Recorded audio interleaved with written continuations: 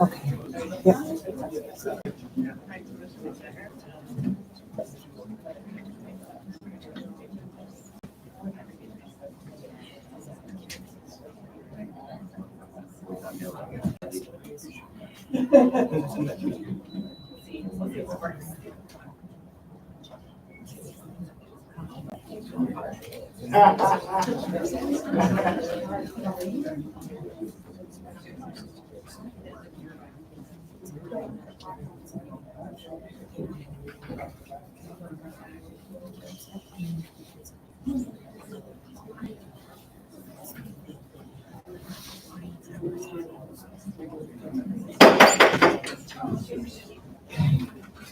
Good evening, everyone. My name is Tyrell Stevens, and I'm getting ready to call this meeting to order.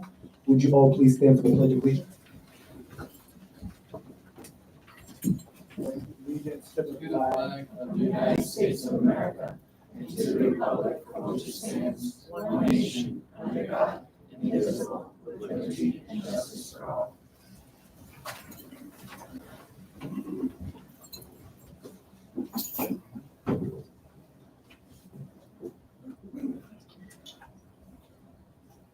I want to,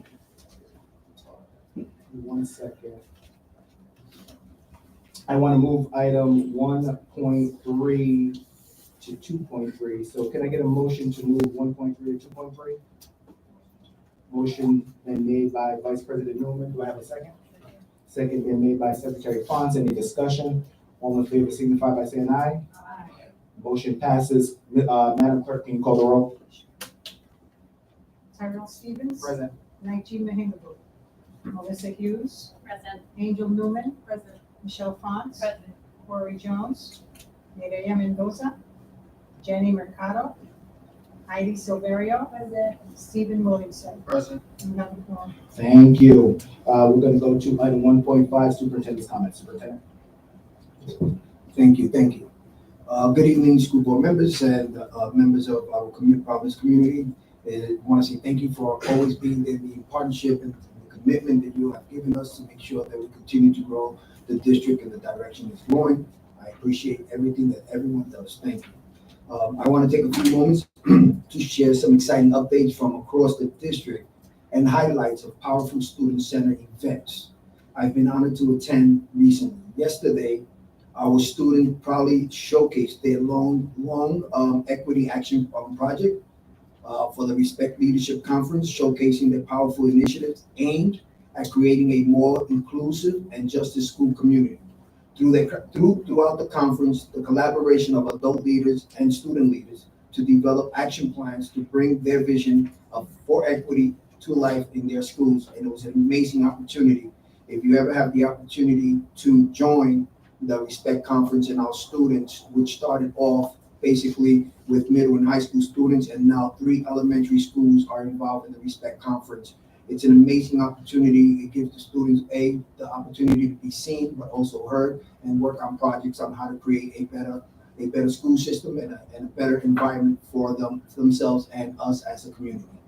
I also would like to mention that Commissioner Infante Green, the Equity and Belonging Chief Officer, Dr. Onye, PPSD staff, were all proud to support and uplift the inspiration of these students that have given us. So that's a great opportunity. As well as everyone knows that May is the mental health awareness. The students led the PPSD mental health fair took place last week at PCTA. This is the second year our students are stepping up and doing this fair. It was on wellness, community resources, how do they bring community resources to schools and support the families and students, but also a big part of it was making sure that end the stigma of mental health.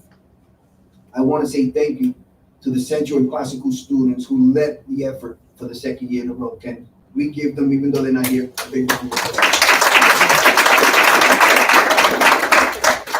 Also, RIDE and the governor's office chose Providence schools to host their mental health roundtable with Congressman Patrick Kennedy, Governor, Commissioner, Hazel Health, and state leaders. And most importantly, 3 of our students were there as well. And they held themselves up. They spoke about the experiences of mental health, not only from personal experience, but also from students in their building and activities that happen. So that was a very proud moment for us as a community to making sure that our students are becoming those leaders who are leading the way, and especially in something so big as mental health. So that's also, those students also need to be recognized as well. I also want to mark the milestone in our school building investment, the beam raising at Spaziano Elementary School, which is pre-K 8 and upper campus, is one more step towards the $1 billion plan to ensure that all of our students are in a safe, modern facility by 2030. That was also huge. We would also like to celebrate two students who will represent the very best of Providence: resilience, multicultural brilliance, and commitment to community. We have two students who, out of three throughout the state, we have 2 out of 3. Keep that number in mind. Students that were recognized by the Rhode Island Teacher and English Language Learner, also known as RITEL. They were recognized for MLL Middle School Student of the Year, who was awarded was Julio Herrera Rodriguez, and he's a student from Nathan Bishop Middle School. We also have MLL High School Student of the Year, Hope High School, Winnie Sweeney. Also, this individual student, it's amazing. Came here, first year in Providence, learned English and Spanish, and used it to build a bridge in order to speak and help other students within the MLL program. Can we give all those students so far? But that's not all. We still have a few more to go. We also have a student from Central High School, Jesseret Peña Gomez, was recognized with Transformed Rhode Island Scholarship from the Papito Foundation, and also a golden ticket, making her a finalist. What does that mean? That means this individual student, who's our senior right now, is automatically guaranteeing anywhere between $5,000 to $25,000 grant for her. She can do whatever she wants. On top of that, they're also going to see if she wins the finalist with the golden ticket, she will win $1 million to implement grant, which means what she wrote, the essay that she wrote, if it wins, she will be able to work with a group of individuals and spend that $1 million on how to help those most in need in Providence. So that's huge. Can we give that student a round? We're also very proud of the Department of Justice has canceled the monitoring of our multilingual program, recognizing the district's substantial compliance and hard work to improve services for the multilingual students across PPSD. Understand how huge this was. There are some districts, states around us who have been under the Department of Justice for 15 or 20 years. It took Providence 5 years to fix any issues that we have with MLO. So I want to give the MLO department, our MLO department, and everyone that worked behind making sure that this was a success. I want to give each and one of those individuals a big round of applause for the work. Finally, I want to encourage our families and our communities to join us Saturday, May 31st, from 9 to noon at the Math Extravaganza. This is an event is going to be held at the Rhode Island Nursing Education Center. That's at 350 Eddy Street. This is an event that was put together from our commissioner and our mayor, making sure that we're reaching out to all our families. Everyone is invited. It's an opportunity to have fun. Bring everyone in your family. There are going to be games. There are going to be raffles. There's a lot going on. There's a lot to be learned and shared. So please come out. Once again, that's Saturday, May 31st from 9 to noon. It's the Math Extravaganza. So please make sure some of the items that are going to be raffled off is gift cards, sneaker junkies, television, sports event tickets, and much, much more, in addition to all the fun that we're going to be having.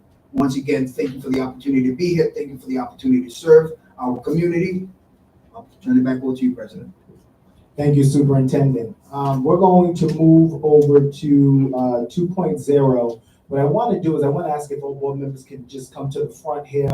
And then when me and the superintendent go down there, we're going to call an individual up that's going to recognize the Library Teacher of the Year. And then me and the superintendent will recognize the Principal of the Year. And then we will take a big picture.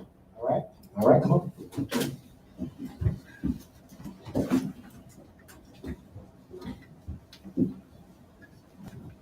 Okay.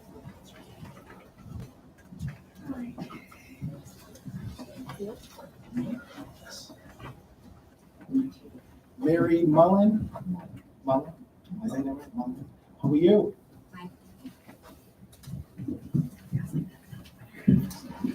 Welcome. You have the floor. Let's project. Okay, I left my notes there. I have to say that my name's Mary Moen, and I'm president of the School Librarians of Rhode Island. It's our professional association, and I am so proud and happy to award the 2025 School Librarian of the Year award to Tasha White, who is the librarian at Alfred Lima Elementary School. And I just want to say a little bit about the award. This award is given to Tasha because she successfully demonstrates the roles of teacher, instructional partner, leader, information specialist, and program administrator while she builds relationships with students and her colleagues. And she's done amazing things. She's done the Lima News Crew. She's she just pours everything into her job, and her colleagues express this. You can see there's so many of them here tonight, so I don't even have to say it because it's evident. So thank you. Thank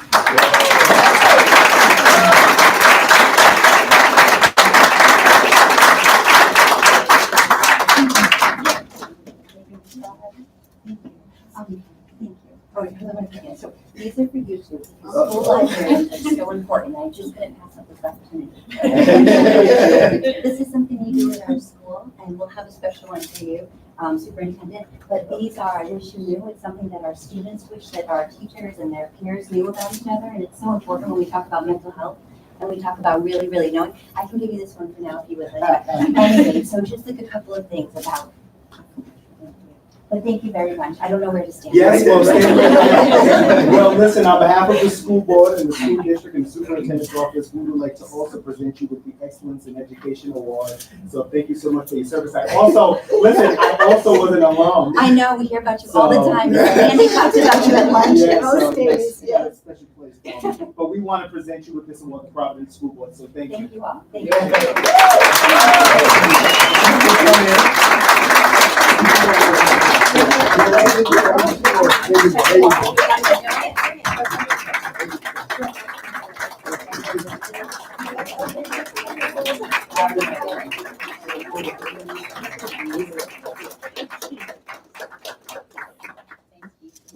Thank you. Thank you. Thank you all. Thank Thank you. you. Thank you. Thank you. Thank you all. Oh, wait, what? You want to shake your hand? Oh, yes, I'll come back. Keep up the good work. Thank you. So our next award is going to the Principal of the Year. I want the superintendent to say some good things about this individual. I hear some good things about this individual as well. There's a lot of good work taking place over at that school, but I'll jump in right after you, superintendent. No problem. Thank you. I had the opportunity to make a decision for that community who needed someone strong to lead. And I searched high and low, and I was able to find this individual. And this individual sat with me and said he would not let me down. And I whispered in his ear, and I said, I know you will. You're going to be great at this. And ever since that day, has been shining like a star, taking the school to different heights. Everyone loves him. The students love him. The faculty love him. The parents love him. I want to make sure that everybody understands that Matt Brown, you're my guy. Thank you.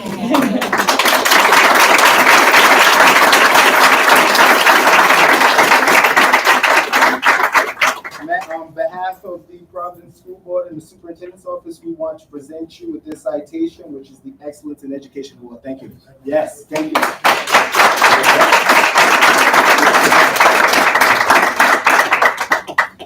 Congratulations.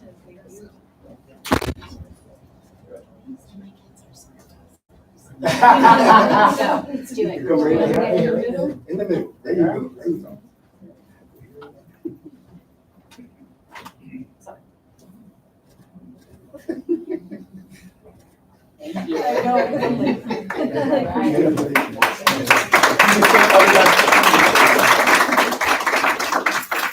Charlie is not here yet. We have to move along with our agenda. But I wanted to present Charlie today. Okay, can I make a motion to move items 2.3 to 5.2 after public comment? No, actually 6.2 after public comment. Motion's been made by Vice President Newman. Do I have a second? Second. Second been made by Secretary Fonz. Any discussion? All in favor? Aye. All right, we move it. Thank you. Thank you. Thank you.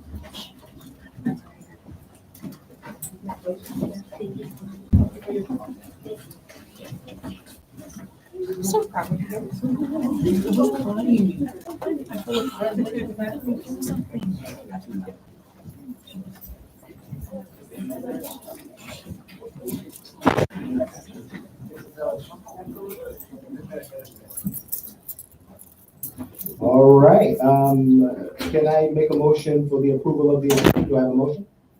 Motion's been made by Secretary. Do I have a second? Second has been made by Vice President Newman. Any discussion? All in favor signify by saying aye. Aye. Motion passes. Also, can I make a motion to approve the minutes from April 23rd, 2025? Motion's been made by Dr. Williamson. Do I have a second? Second has been made by Chairwoman Severio. Any discussion? All in favor signify by saying aye. Motion passes. Do I have anyone here to review the homeschool candidates? Nobody's here? All right. Do I have a motion to approve items 4.2? Motion's been made by Secretary Fonts. Do I have a second? Second's been made by Vice President Newman. Any discussions? All in favor signify by saying aye. Motion passes. Mr. Herman, we're going to go into items 4.3, personnel contract renewal for administrative contracts. Thank you. Yes, good evening, President Stevens and all other school board members. On behalf of Superintendent Dr. Martinez, we would like to present to you our certified administrators renewal contracts. So pursuant to Rhode Island General Law 16-12-1-2, all certified administrators must receive written contracts from the school district, which outline their roles, responsibilities, and conditions and terms of employment. So tonight we present to you the principal contract renewals, assistant principal contract renewals, and central office administrator contract renewals. I don't think we have the document up here. Give me 1 second. It was attached on the, you have it? Okay. I know I reviewed it, I am okay with it. I don't want to have anyone go if they didn't see it, unless everyone feels comfortable with the superintendent's recommendation. All right, do I have a motion to approve items 4.3? Motion's been made by Vice President Newman. Do I have a second? Second's been made by Chairwoman Hughes. Any discussion? All in favor signify by saying aye. Motion passes. Thank you. Thank you. Okay, 5.0, public comment right to be heard. Madam Clerk, do we have anyone signed up this evening? All right, perfect. First one is Joe Carrillo.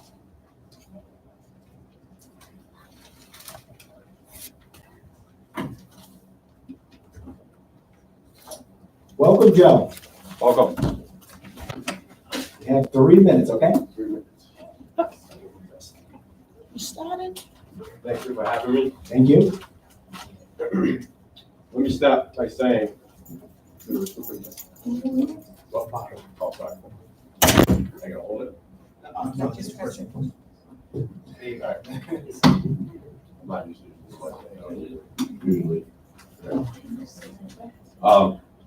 this. I have written this to many people from the state, down to the school board, to the city council, and everybody else. So I'm gonna read from what I have. I wrote this probably going about 3 or 4 months ago, when we were put on to phase 2 for the building construction and demolition of ASMS Elementary School. We don't have a lot of people here, just like the community meetings that we've had in the past over the last almost full school year, where many of them had not shown any interest or because they had not been communicated to. in other communities in the city. They have a voice. They've been told they get to communicate their feelings and their opinions on what's going to happen to the schools in their district. Ours did not until May 5th, 2025. So I'll start by saying a simple statement. Change the plan on Asa Mesa Elementary School. We have been recognized by the state, the governor, the Board of Education for being the best elementary school in Providence, period. We've moved to being a 3-star elementary school. Our building is in the least need of any demolition. It needs to be renovated like new. We need to be taken off this phase 2. We've over the last 4 years, including this year, we have improved our attendance to the higher than it was before COVID. Also recognized by the state at the State of the State address for this improvement in attendance. We are the poster school. Best example for elementary, used for, in our own building, for math matters, attendance matters, improving RICAS in math and literacy. So now I ask you, all who I've already asked, why would the city, the school department, and the state decision makers put the school on a list to move us out of a safe, structurally sound, immaculate building and campus that already has had upgrades, an already highly rated accessible school building, school campus, and fully functional pre-K 4th grade school that only needs some work to make it like new? I know the pre-K 8 plan is the prime reason, but not all schools will be making that change. Nathan Bishop and Barton are one example. Oh, Pleasant View Elementary. 30 seconds. So I'm going to shorten this. We at Asa Mesa, I'm sitting here speaking for the whole entire school, the school community, the parents who were not informed that this was going to be happening, that they want our school to remain where it is. We do not want to be moved to Colorado, especially now with all the things that are going on with that charter school and the lease. But beyond that, we never want it to be moved. If I have a plan, I would love to see this plan come to fruition, knock down Colorado, build a state-of-the-art new middle school, leave Asa Mesa to do what we've been doing for the last 4 years up until this year. Our kids deserve to stay in that building. It is the safest building and the least needed building to be demolished, taken down, or changed to anything. The money, that's it. Sir? Any final comments? My final comment is, I would hope that the board would take my short statement, find a resolution to our problem, our situation, get us off phase 2. I know that our building has already started moving our stuff out, but that can change too. There's plans have changed already with Colorado. We weren't planning on having neighbors that are going to be doing construction at the same time that our kids would be in that building. So there's no reason why we can't change the plan again and say, leave Asa Mesa alone. We are the poster of Providence Elementary School right now. Let us keep doing what we're doing and make our school the best school in the state, which we are pretty close to being as an elementary school. Thank you. Thank you for your time.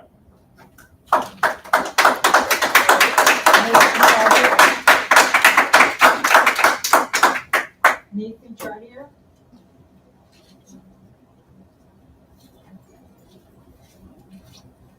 Welcome, Nathan. Thank you for having me. I'm going to be reading from my phone. Is that all right? Yeah, sounds good. 3 minutes, all right? Thank you. Hello, everyone. Nathan Jotty. I'm the father of Asa Mesa. I'd like to start by saying that the building that they expect the children to use for the next 2.5 years, if it wasn't good enough in 23, I don't think it's going to be good enough for them come 26 or whatever it is, okay? And as of this morning, it's still a total mess. And it seems like it's being used to house the locals rather than be prepared to be used as a swing space. And as a parent, I find the lack of the input from us people who will actually be using the space very underwhelming, to say the least.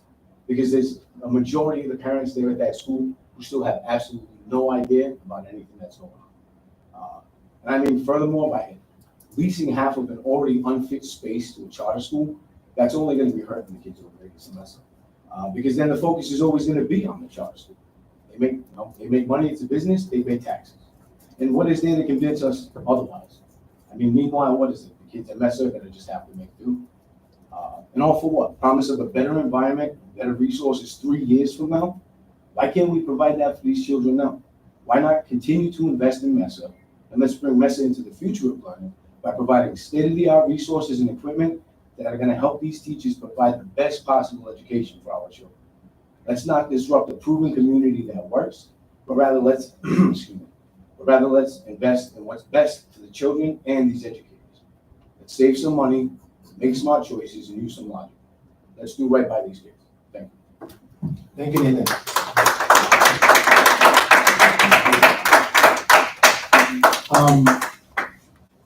I'm gonna move on. I hate to do this, but if you do have to jump back to but is there anybody else that may want to make any final comments on tonight that may have not been able to sign up? All right, yeah, okay, and then we'll conclude right after you. We'll move over to 6.0.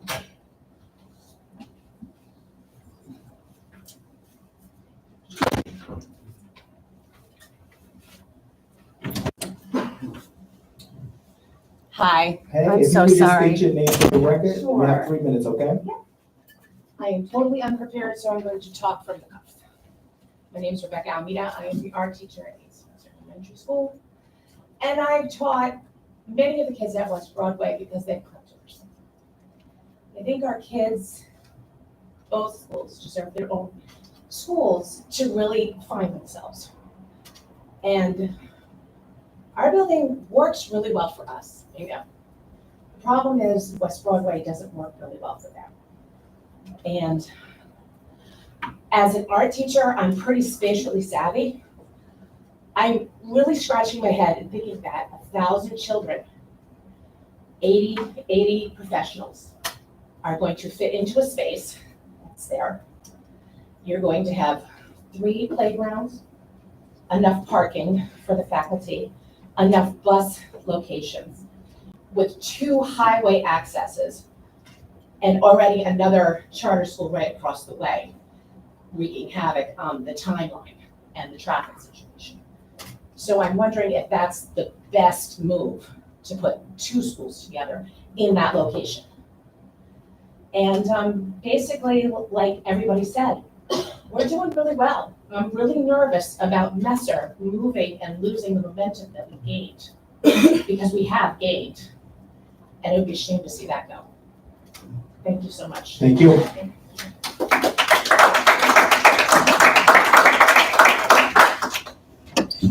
Thank you, Madam Clerk. So we have 6.2, we moved an item which was to have a moment of silence for Senate President Ruggiero. I wanted to just comment, you know, Charles Ruggiero, which is the district's legal counsel, had been the board legal counsel for many years. Father had passed away, and I wanted to definitely recognize Charlie on today. Good friend of mine. I have a lot of respect for him, and you know, his dad had been a senator for a very long time, has been the longest standing state legislator in Rhode Island, which is also a benefit. And, you know, I did in fact want to have a moment of silence. And then what I'll do is I will give him this citation on behalf of the school board and the superintendent's office upon his arrival on tonight. So if we could just take a moment of silence for Senator Ruggiero.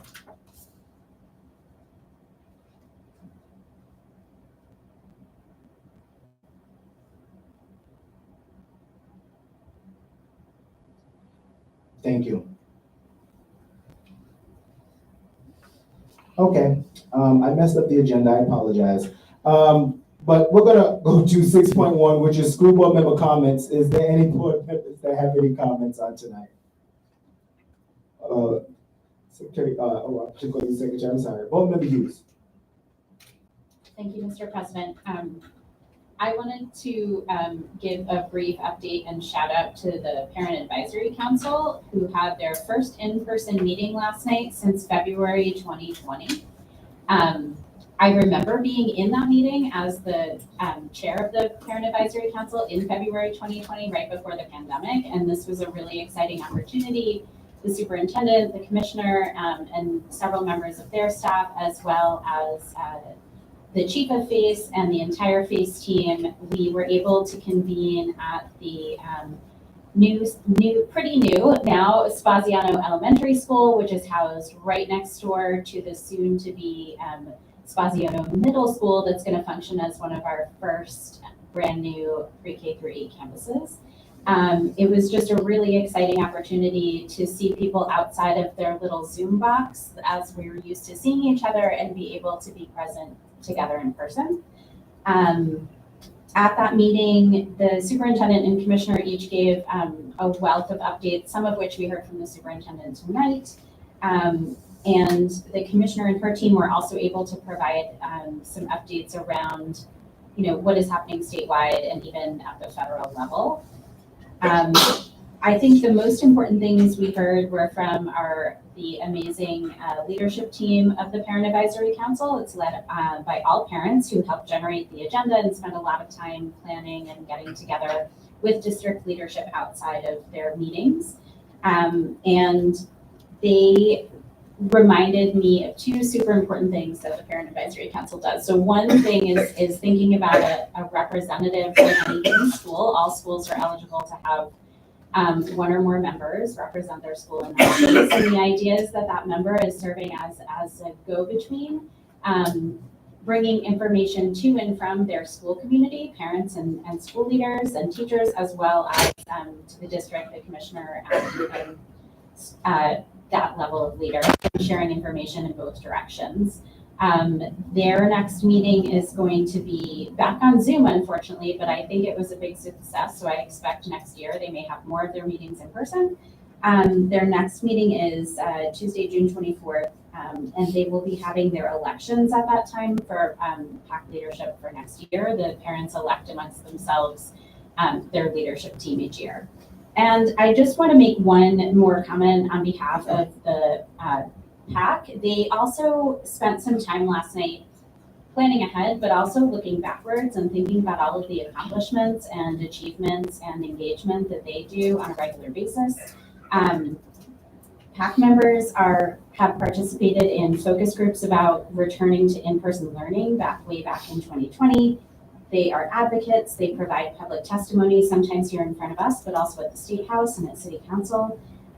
They're working closely with the district and department leaders, providing input on policies and new protocols and any sorts of changes, like around bell times or transportation or serving on committees related to our food service, lots of different ways. And I think most of the PAC members that I saw last night are serving on multiple other committees. We have PAC members that are also serving on our school board CTE committee.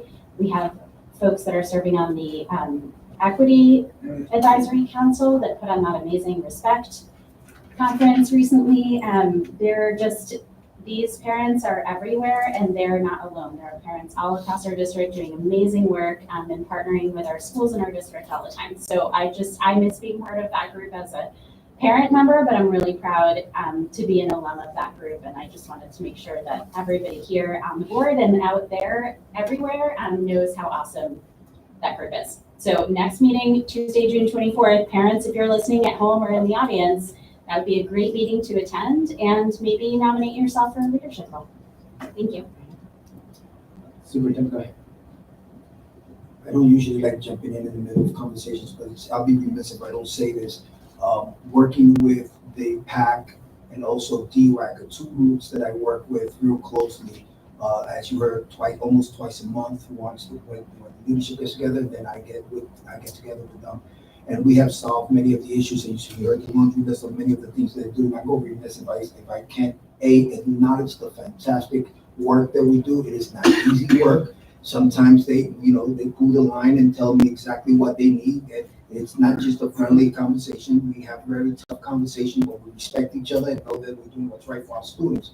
And I'll be remiss if I don't mention something because something came clear through that conversation that we had yesterday, how our families are feeling after the report came out from the city. They feel disrespected. They don't feel like they're valued because of something that was said in the report that made our families feel that way.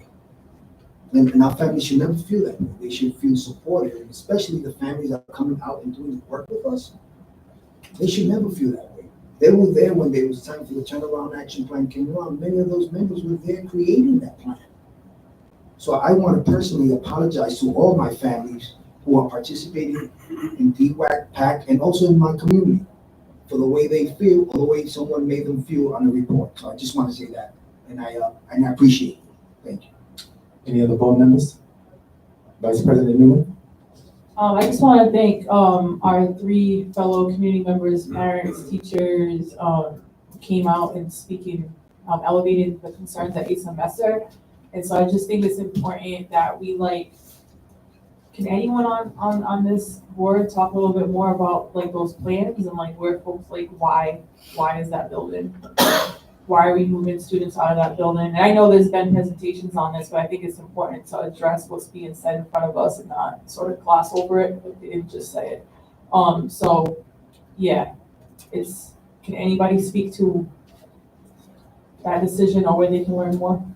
Well, I know that, I'm sorry, they've been out several times to have conversations with families at the locations. But if anyone feels like they need additional information, if they need us to go out, how many times they need us to go out, I'll make sure that the team is there to have those conversations, because what we've learned in the past and what we continue to do is make sure that we're out there communicating, and when we feel that we've communicated enough, we're going to communicate again. So point well taken. We will be out there. We will make sure that we have another meeting with the families. We'll put the meeting on the date so everyone can be there and hear the plans and why those decisions were made. Thank you. Any other board members? All right. I just want to share really quick. Well, first I want to say happy birthday to Vice President Newman. Thank you for your service.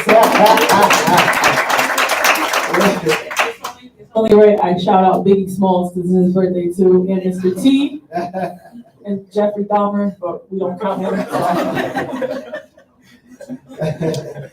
Thank you for your service on the board and all that you do in the community.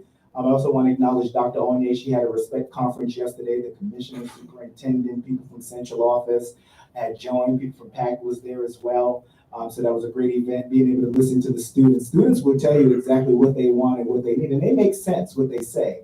So, I think that was a great opportunity. What was most pleasant about that experience yesterday was that I spoke to a couple of students from EQ, and they had said, last year we didn't have really a lot of sports. We came to this event and we had advocated for that, and now we have a whole bunch of different sports. So, that is what that's all about, and that shows respect to the students that, people are actually listening.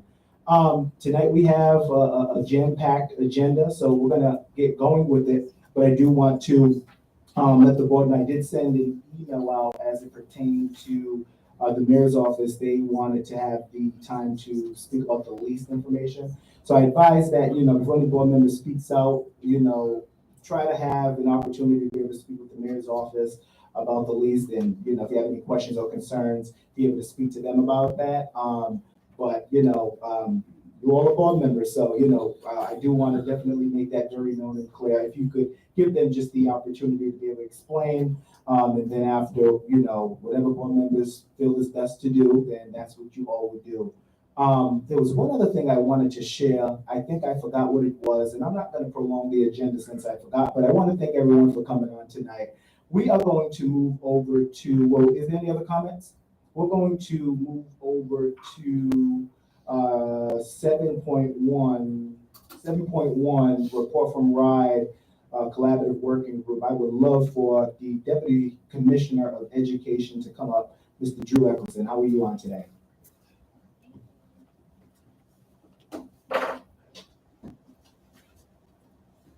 Good evening, everyone. This is working. Is this working? Good evening, happy birthday, Vice President Newman, and to you too. If folks who know me know that I sort of say the same message every time you talk to me.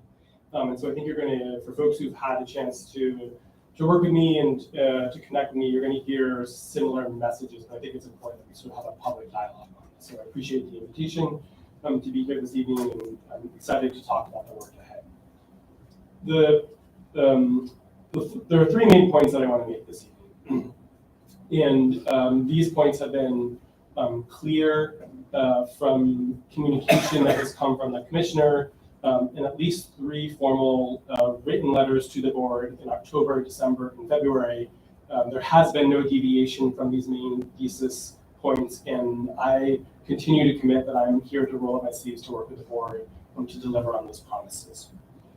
The first point that the commissioner has consistently made, I'll just make the 3 points and then sort of walk you through some thinking over the next 5 or 6 minutes, is that an expectation that the commissioner has that the PPSD board, PPSD leadership, the city leadership, city council leadership, and RIDE leadership are actively working together on a transition plan and on the sort of work that's going to be required on return to local control. This cannot be work that's done solely by the board, by PPSD, by the city or the city council or RIDE. This has to be adults coming together to roll up their sleeves, to actually do the hard work, to make the conditions, to create the conditions that will ensure successful return to local control. The second point that I want to make that I'll sort of dive into is that the commissioner has consistently made the conditions that need to be put in place abundantly clear. There are 5 areas that she's focused on, and to be very clear, she's looking for evidence and data and receipts that we are moving together as a collective body to make progress in those 5 areas. Area 1 is related to governance.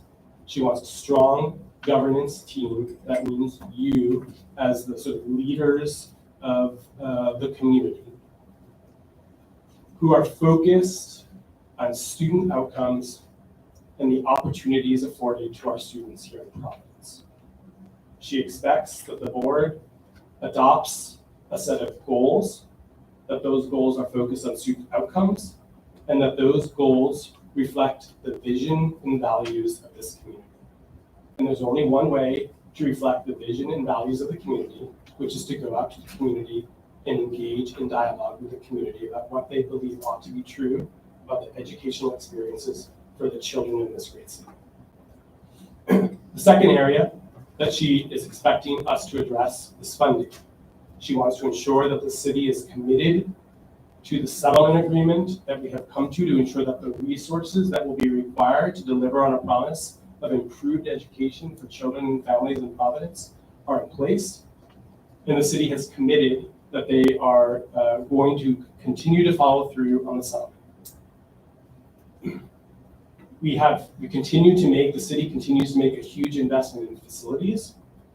Unfortunately, many of those projects have gotten off of the timeline and the sort of track that I think was originally set forward. That obviously, with escalating costs of construction, sort of creates more costs for the city, and she wants to ensure that those facility projects are getting back on track. 4, she wants to make sure that all parties are working toward an understanding that there is legislation that needs to be passed to remove barriers for Providence's children, and she wants the board, the city council, RIDE, and others to work together to address that. And then finally, she expects that all parties are working together on a transition plan, which includes the community and all parties in the actual design of that plan. That's point 2. Point 3, the commissioner has been very clear on this for months and months. There is a path to accelerated return to local control. However, it's going to take the hard work of adults who are going to roll up their sleeves to make that happen by addressing the conditions that need to be put in place. That path to accelerated return to local control isn't guaranteed, but there is a path to make that happen. And what we have to do is focus our time and attention on making progress in those areas, and putting aside sort of the adult, what I will call the adult drama that often has gotten in the way of us making progress. And so let me just quickly sort of walk you through those 3 points. One, there has been this collaborative working group that has been meeting regularly over the fall and winter, meeting weekly, including leadership from the PPSD board. And I want to thank the 3 members from the board who are participating now on that collaborative working group. Senior members of this mayor's cabinet, members of the city council staff, superintendent and his team, many members of his senior level leadership team, and RIDE leadership. We have transitioned our meetings to now focus on what is it going to take to deliver on a promise of a well-executed and well-thought-out transition plan.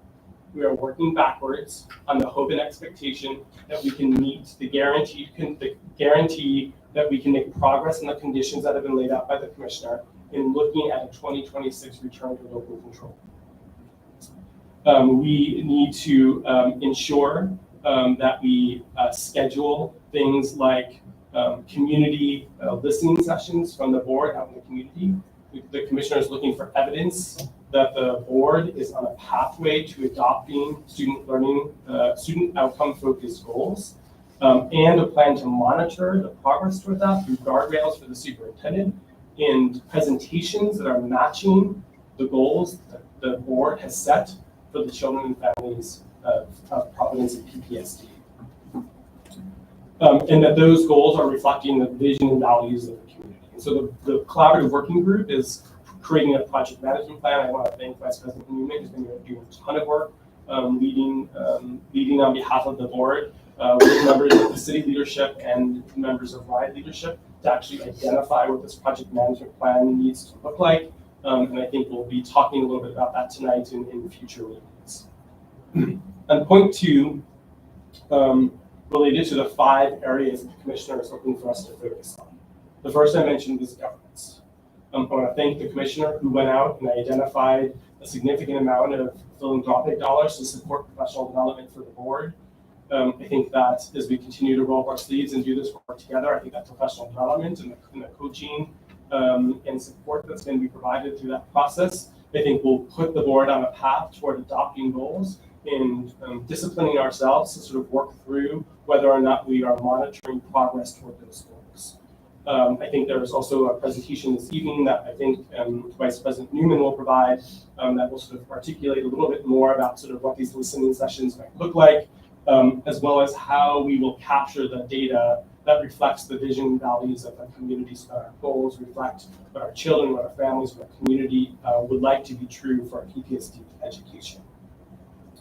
I think one question that I asked this board to reflect on not only tonight, but into the future, is the sort of self-assessment work about whether or not the topics we're putting on the agenda, the ways that we're sort of structuring our meeting, whether or not those things are aligned to and focused on the goals once they are adopted, and whether or not those things are focused on whether or not you as a governance team have your finger on the pulse about the academic outcomes of our students and the SEL outcomes of our students.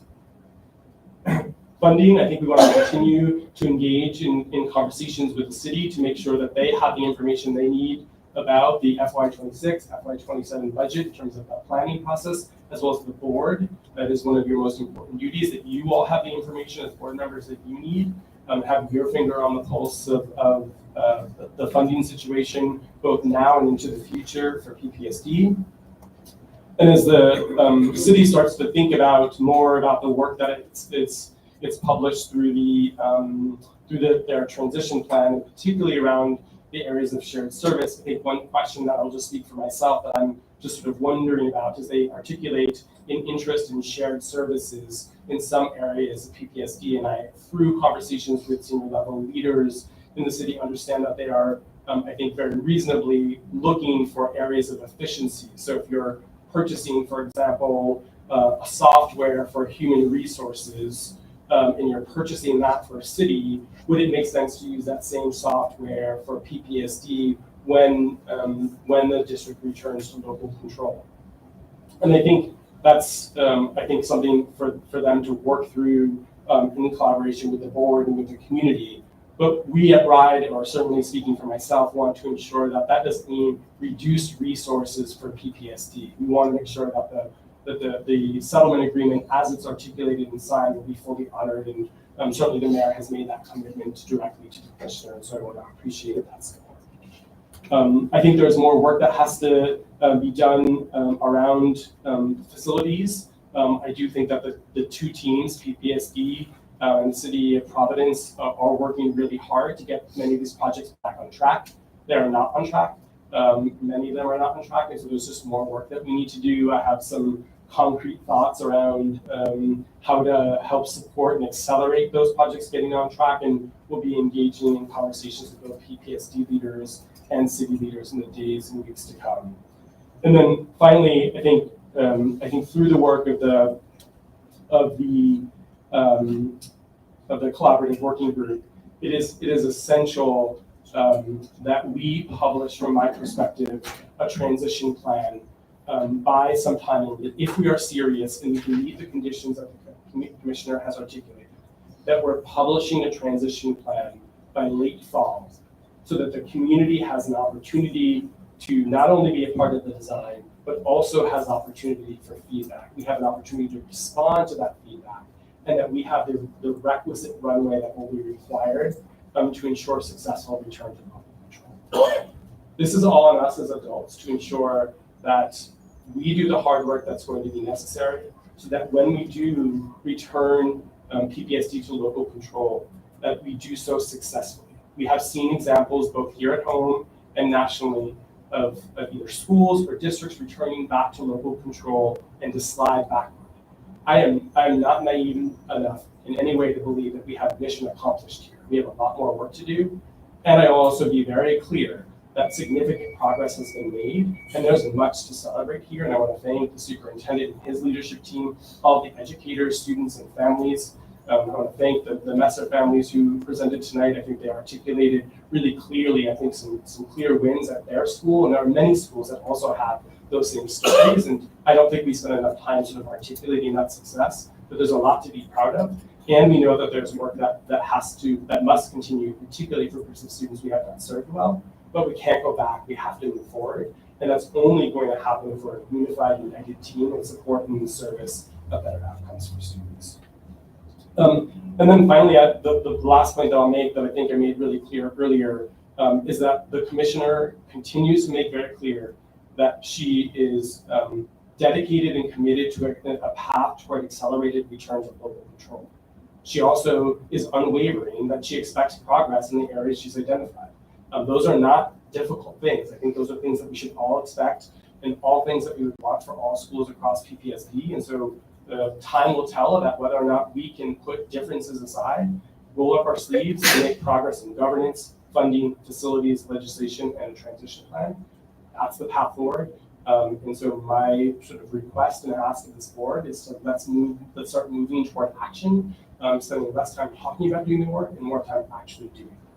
So turn it over to you, Mr. President, and if there are any questions, happy to take them, and I'm happy to also stay around. Thank you, Deputy Commissioner. Does anyone have any questions for Mr. Eccleston? There being none, thank you so much. Thank you. We are going to move over to action item 8.1. Do I have a motion to approve 8.1? Motion been made by Vice President Newman. Do I have a second? All right, any discussion? Lots of discussion.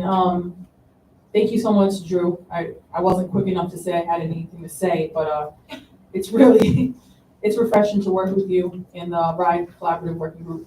And I feel very clear about what is needed to get our schools back. And so thank you to the commissioner for making it crystal clear to us and being consistent in that message.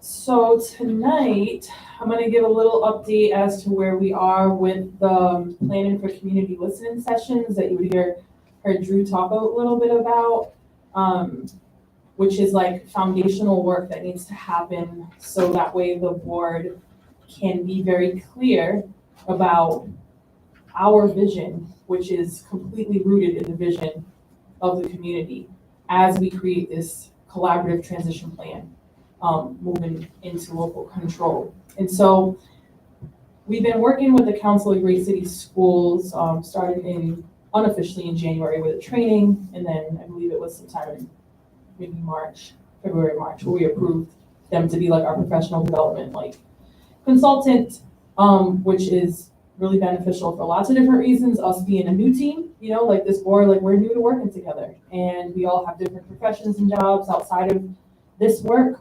And so I think we were all very grateful to get professional development, especially from a national, a group that has national impact and has worked with districts who have also been in takeover status. And so we all really were excited about this work, especially as it pertains to our first order of business, which is to go and listen to community. We've been meeting with Council of Great City Schools as a board leadership team to get some understanding of what we need to do to prepare to go out and accountably listen to community. And so tonight I'm going to give you just a brief sort of overview of where we're at with that process, and then hopefully tonight we'll be able to adopt a script that was created from the feedback of our board that we would be using to facilitate during these community listening sessions. So the goal of these community listening sessions are to do primarily two different things. They would be after the conclusion of the community listening sessions, the board would be using this to create 1 to 5 SMART student outcome goals. SMART, an acronym for specific, measurable, achievable, relevant, and time-bound goals, focused on what students should know and be able to do within the next 3 to 5 years. The feedback from these community listening sessions would also inform 1 to 5 guardrails that you would have heard Drew talk a little bit about. These are the thou shall not statements that place boundaries on the superintendent's authority. They ensure that the values most important to the community are honored and protected as the district works towards these goals. And so the idea is that, as we conduct these community listening sessions that will ideally happen this summer, that is the plan. Once we gather the feedback, we'll combine it with student performance data to help us identify areas where focused effort can make the biggest difference for students, especially those most underserved. And so to prepare us for this, which does feel like a bit of a massive undertaking, to be honest, because how many people in here ever done community listening sessions? Anybody? Okay. Anyone ever been a part of them? Right? That's not something you just want to wing. It's not something you can wing, especially when this forms the basis of this transition plan, right? We need to make sure that we do a really good job with this, and that community feels like we really met them where they're at, that they were really able to speak about what they want to see for their children, right? And this is the sort of the outcome is going to be as just as the process, right? And so this process needs to be just, it needs to be ethical, it needs to have intention, and that is going to set us up to get to where we need to go.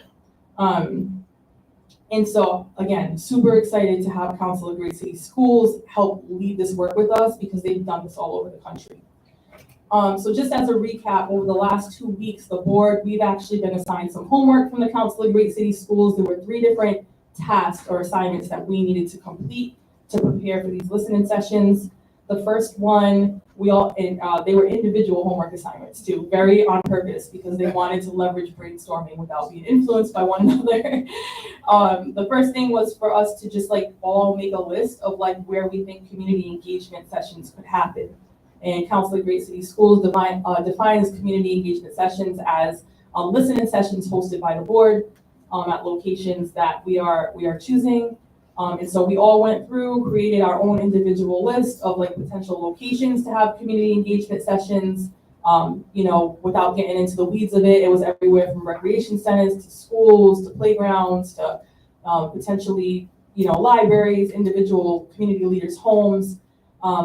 Council of Great City Schools then took that information and kicked back a suggested list that kind of combined all the different ideas from the 10 board members. So that was assignment 1.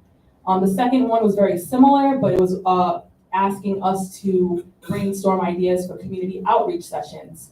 And the sort of main difference there being instead of the board hosting our events at locations that we determine, that we would be working with local community organizations and leaders to pop out to their events, right? Stuff that's already going on, whether it be us having a table there, being able to carve out a corner and get feedback in that way. Again, they synthesized all the information from 10 board members and then kicked back a suggested list of where we could do community outreach. And then the third assignment was for all of us to think about the nature of the meetings, like how do we want them to feel? How do we want them to look? What kind of questions do we want to ask? What amenities need to be there, whether it be refreshments, childcare, and then kind of like pooling all that information to kick back again a suggestion. It's like Counselor Great City Schools is like a live chat GPT. It's just like we love them. So that's where we are right now. The goal for tonight is to officially adopt a script. So essentially they took all of our feedback about the look, feel, questions, nature of a listening session, and they created like a 6-page sort of like workshop template for what that could look like. And tonight we need to talk through as a board if we want to adopt that, because the key thing with data collection is, I know there's experts in the room who do this, is we would have to go out in pairs as board members and we have to ask all the same questions.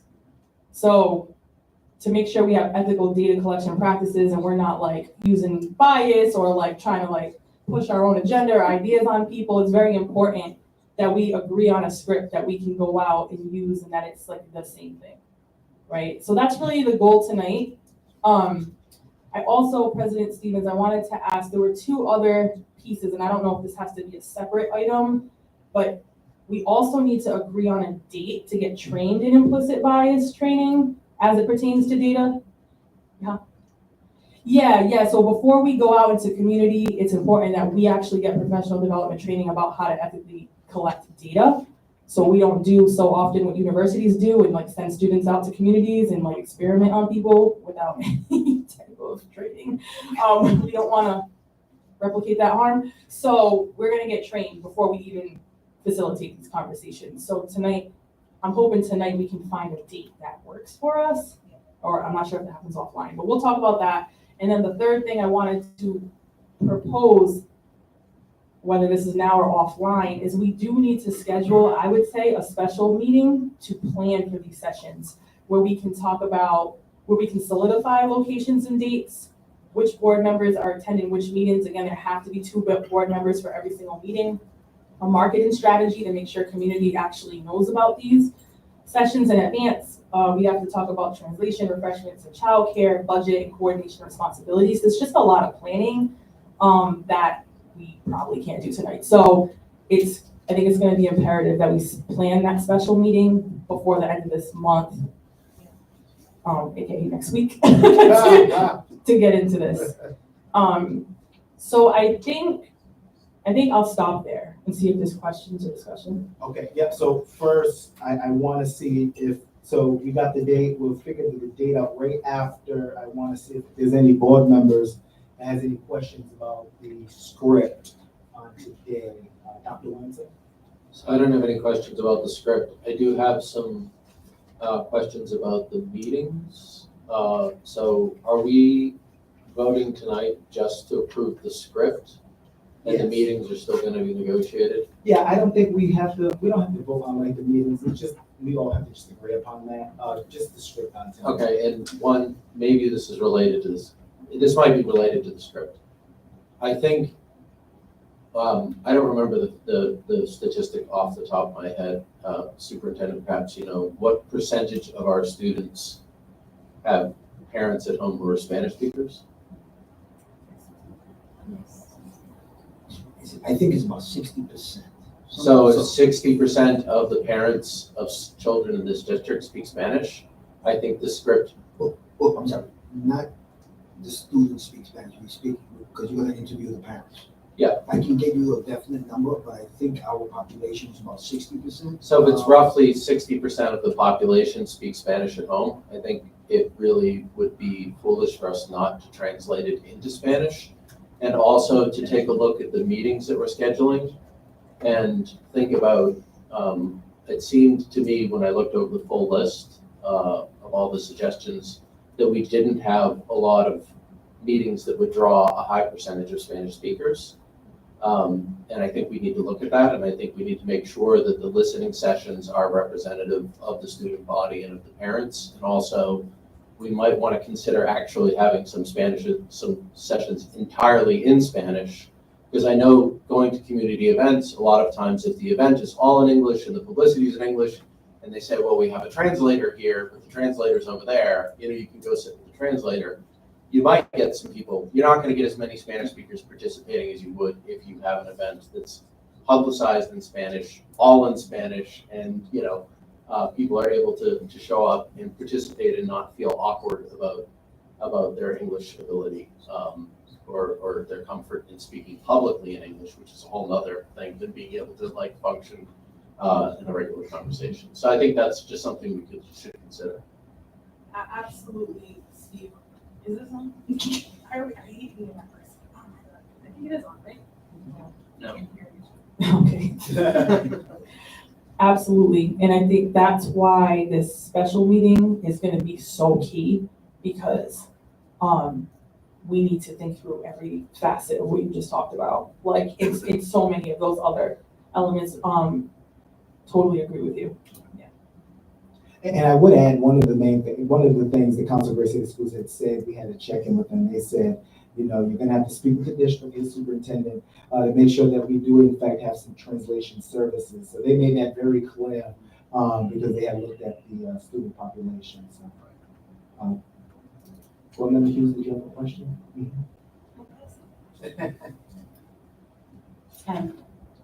Thank you. I have some separate questions, but to piggyback off of what Chairman Williamson said, I just want to name as well that Spanish is probably the most common language in our district that families speak other than English, but we have many, many, many, many other languages that are spoken. I think the budget book we have tonight had a good set of statistics, so I'll have to pull that later. But so this is going to be a complicated task, and I'm glad that Vice President Newman also named it, and President Stevens. We're going to have to work really closely in order to do this well. We are all going to have to roll up our sleeves and work, but we're also going to have to really test out this governance team model, where it's not just the school board floating on its own and PPSD on its own, but really partnering with our superintendent and his team to share resources and knowledge about our community of how we can make sure that we're reaching everyone. To be clear, the purpose of these sessions is not only to hear from current families, but we certainly wouldn't want to miss our current families because they're the ones that are closest to experiencing this work. We also want to hear from our educators. We want to hear from community members as a whole. And so all of that said, I'm a little hesitant to schedule on the record a special meeting without being able to have a conversation with the superintendent and his team, given that we are in, we absolutely need to do it as soon as possible. And also, we need to be mindful that there are already multiple other meetings happening next week, and just making sure that we're doing it swiftly, but carefully and intentionally. And I do want to say that I want to echo Vice President Newman's enthusiasm for working with the Council of Great City Schools. In my experience thus far, they are wonderful partners and tough coaches to help us get to where we need to be. And I think that they're going to provide us with a lot of help and expertise to get us in that direction. I also do want to clarify, though, that while this is happening at the same time as we are working towards a transition back to local control, this exercise would be happening regardless if the board was engaging Council of Great City Schools. So the concept is that when we are working toward those SMART goals and those guardrails around them, that we would be doing that with the intention of setting basically what amounts to somewhat of a 5-year strategic plan in conjunction with the district in that governance structure. So regardless of when the specific transition back to local control happens, we would still, all of this still applies. It just feels particularly timely right now because there's that sense of urgency as well. And just as a final note, I think that training piece is really important, and likely I don't think I agree, I don't think we have to take a vote on the record for that, although we could if we're ready to name that date. Yeah, really quick, Dr. Williamson. So first, does anyone have questions about the script? Is everyone okay with the script that was provided? Okay, that's good. I just want to move on from that. So we'll then take a vote on the script. Then after, we'll talk about the date. Right after. I make a motion to approve the script. Okay, 1 second. 1 second. Oh, before you I- weren't ready for that. I was not. Does anyone, so a date not to have a meeting with the superintendent's team, but a meeting to have with the Council of Gray City Schools for our non-biased training. Is there any dates that's proposed? We are looking at May 31st, which is next Saturday. We feel like it's super important that that implicit bias training is done before June, because we plan to start the listening sessions June and July.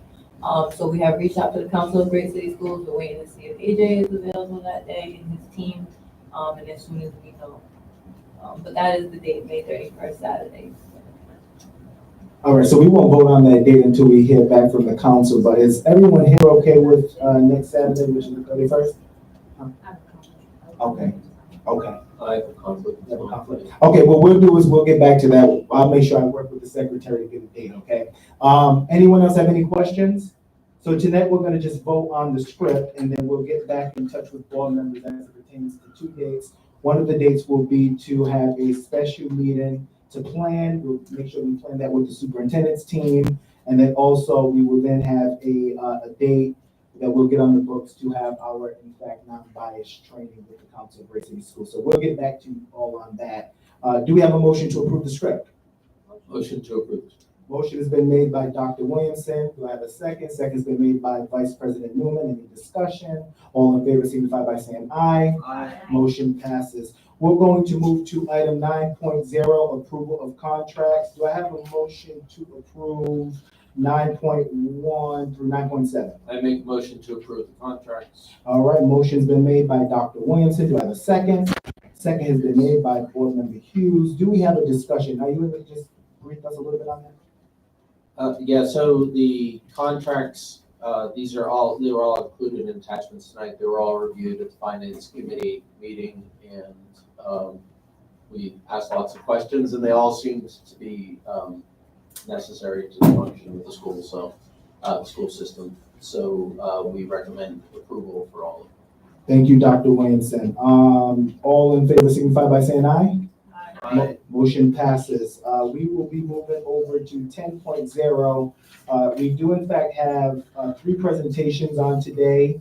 I know a lot of people have a lot of questions. One of the presentations is the Providence plan for our schools that will be done by the city. We then have a summer school update that will be done by the district, and then also an FY26 proposed budget presentation.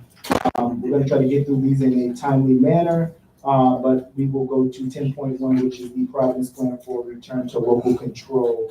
I would love to welcome Ms. Sheila Dormady and Matt Sheeling, Chief of Policy and Deputy Chief of Staff.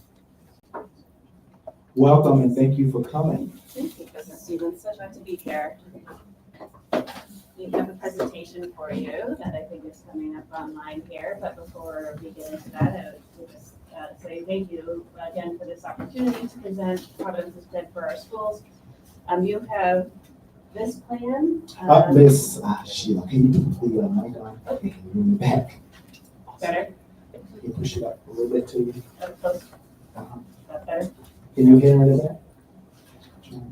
Now. You can hear now? Okay, cool. All right, great, thank you.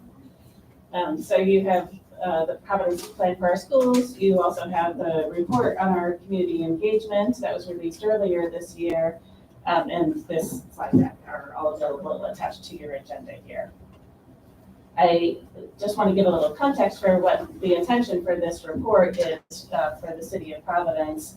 This is the work that the Smiley administration feels that the city needs to be doing in order to prepare for the return of the school district to local control.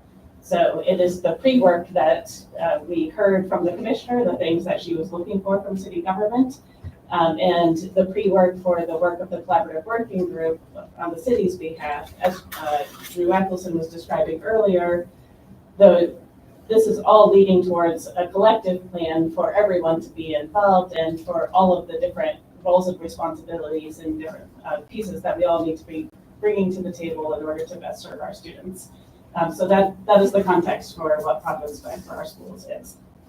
On the next slide, thank you.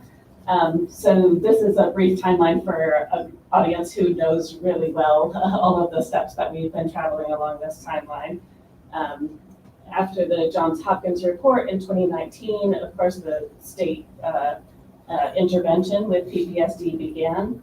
And through a robust community engagement process, developed a turnaround action plan with lots of community input and some very detailed metrics to be achieved. The turnaround plan was initially intended to be a 5-year turnaround. And so as Mayor Smiley was coming into office, he knew that his administration needed to be getting the wheels in motion and making sure that the city departments were going to be ready for new responsibilities that were going to be coming back to us. And so he formed the Return to Local Control Cabinet, which included members of the school board, city council staff, senior leadership members, and that was the Plan to Make a Plan group. So they all thought through what are the steps that the city would need to be taking in order to be prepared for the district to come back. From the Johns Hopkins report and from his own work out in the community, it was clear that community engagement was a top priority. That's going to always remain a top priority, and I appreciate the school board is moving towards your listening sessions now. We hear that time and time again from the community. We also heard that the city can be taking a place in, like, how do we align our resources to achieve the goals of the turnaround action plan? So we developed a focused effort of understanding what we have already in the mix and how can we fine tune some of our existing programs in order to be better gearing our work towards the turnaround action plan. And lastly, we needed to write down all of the action steps that city departments needed to be doing to make this plan.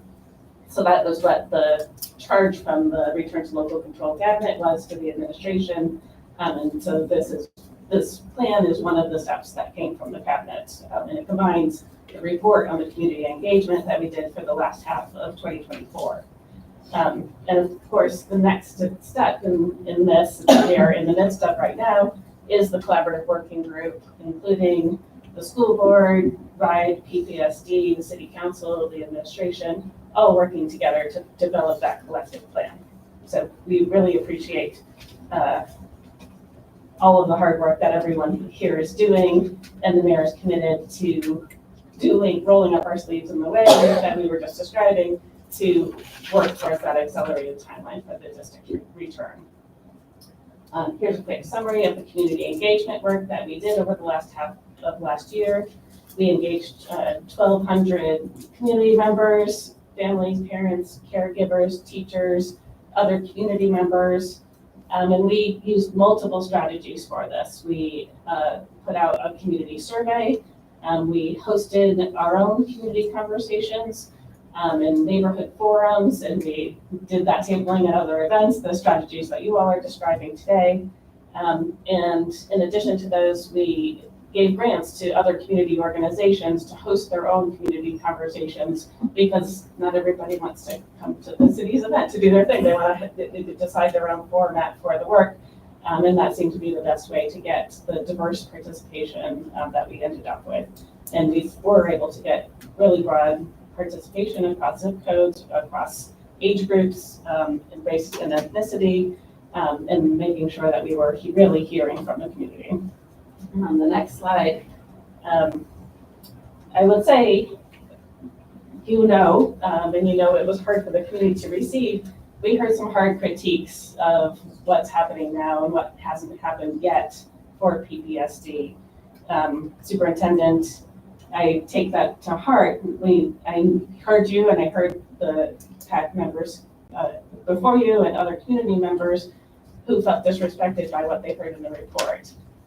We felt compelled to share what we heard from the community. Not if one complaining person said one thing one time, but if we heard a theme emerging we felt it was our responsibility to the community to be accountable and transparent and reflect that back in our report and be responsive to it. We needed to faithfully recognize the experiences that people are having in the community, realities and perceptions intermingled in that work, but we need to be able to respond to the community and let them know that we hear them.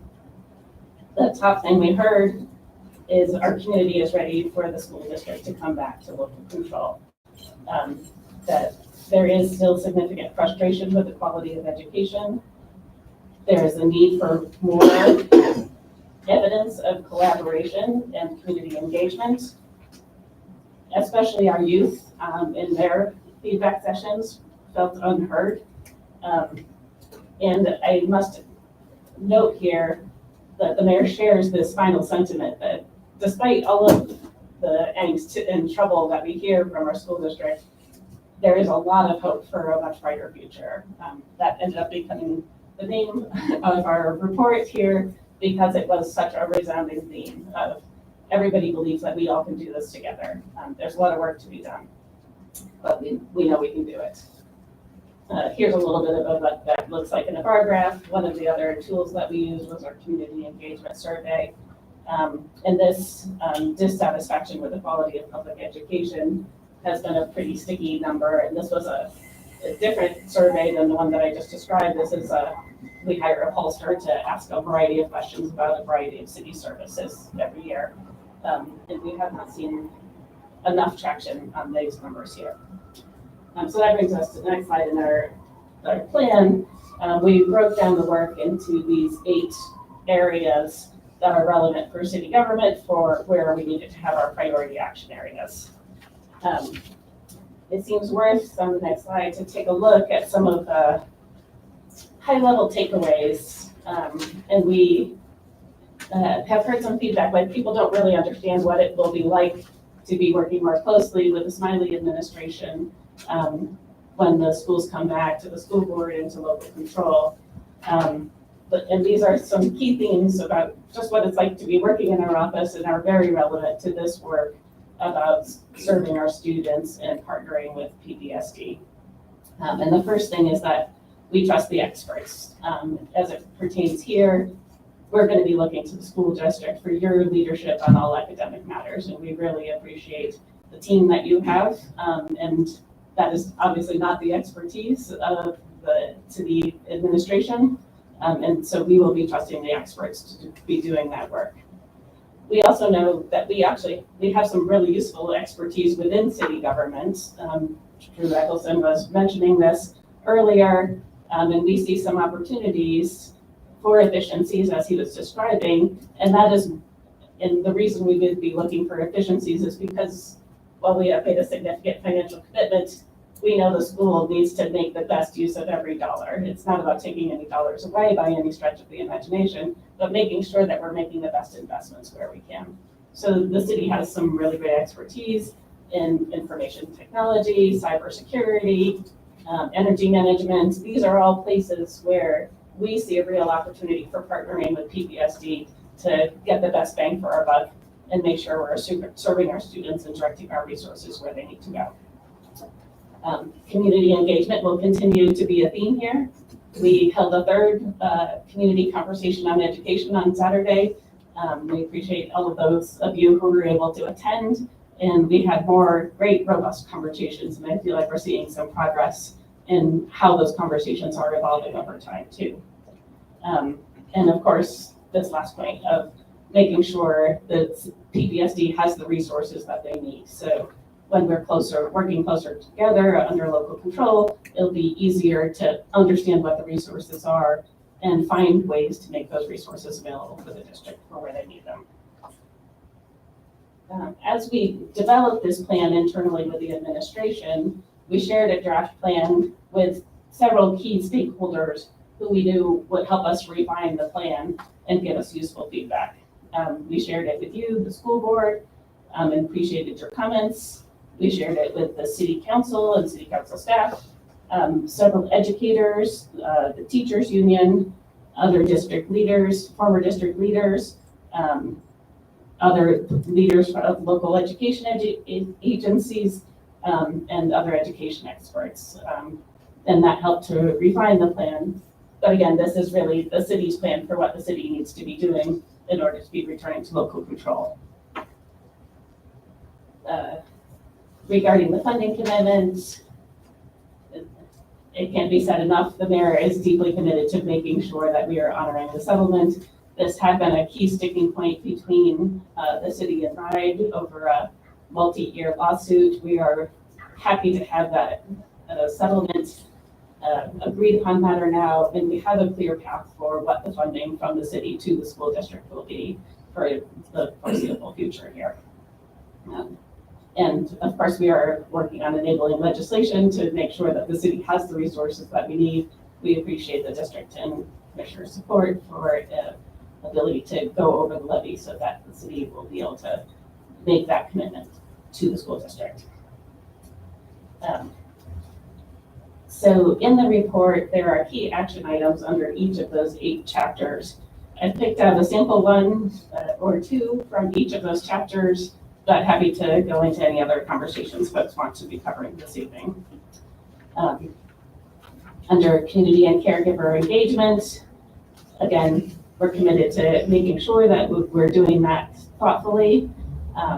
We appreciate that the school board is moving into your listening sessions now. We'd like to be supporting that. We're not planning to do any kind of robust community engagement while you are all doing your listening sessions. We would like to be able to support the sessions that you're doing and not confuse or wear out community members with competing opportunities or anything like that. So we're going to take your lead on that, and please let us know what resources or support or facilities you need in order to be able to do the work that you're planning to do. We are continuing to support initiatives that we think can help advance the goals of the turnaround action plan. We're grateful, for instance, for partnership with the Providence After School Alliance with a Learn 365 grant that's helping us to invest in summer programs that are going to be able to track also, like, how are the participants in those programs doing on their RIDECast scores, and hopefully be able to fine tune those types of extracurricular learning opportunities even before the district comes back. You already have talked about your partnership with the Council of Great City Schools. The city would like to have your back on whatever else you need for support for student outcomes focused approach to governance. I already mentioned our commitments to funding and financing and need for legislation. And we are here to support talent. This year, the mayor's office is supporting legislation that would help advance shared accountability approaches at PPSD. Those are led by Senator Sam Zurier based on the commission that was held, that finalized last year, I guess. On the matter of procurement, this was a top area that was identified as a real obstacle to getting things done in the Johns Hopkins report. The city has already made a charter change to increase the procurement threshold from $5,000 to $10,000, so fewer things hopefully will get held up in that process.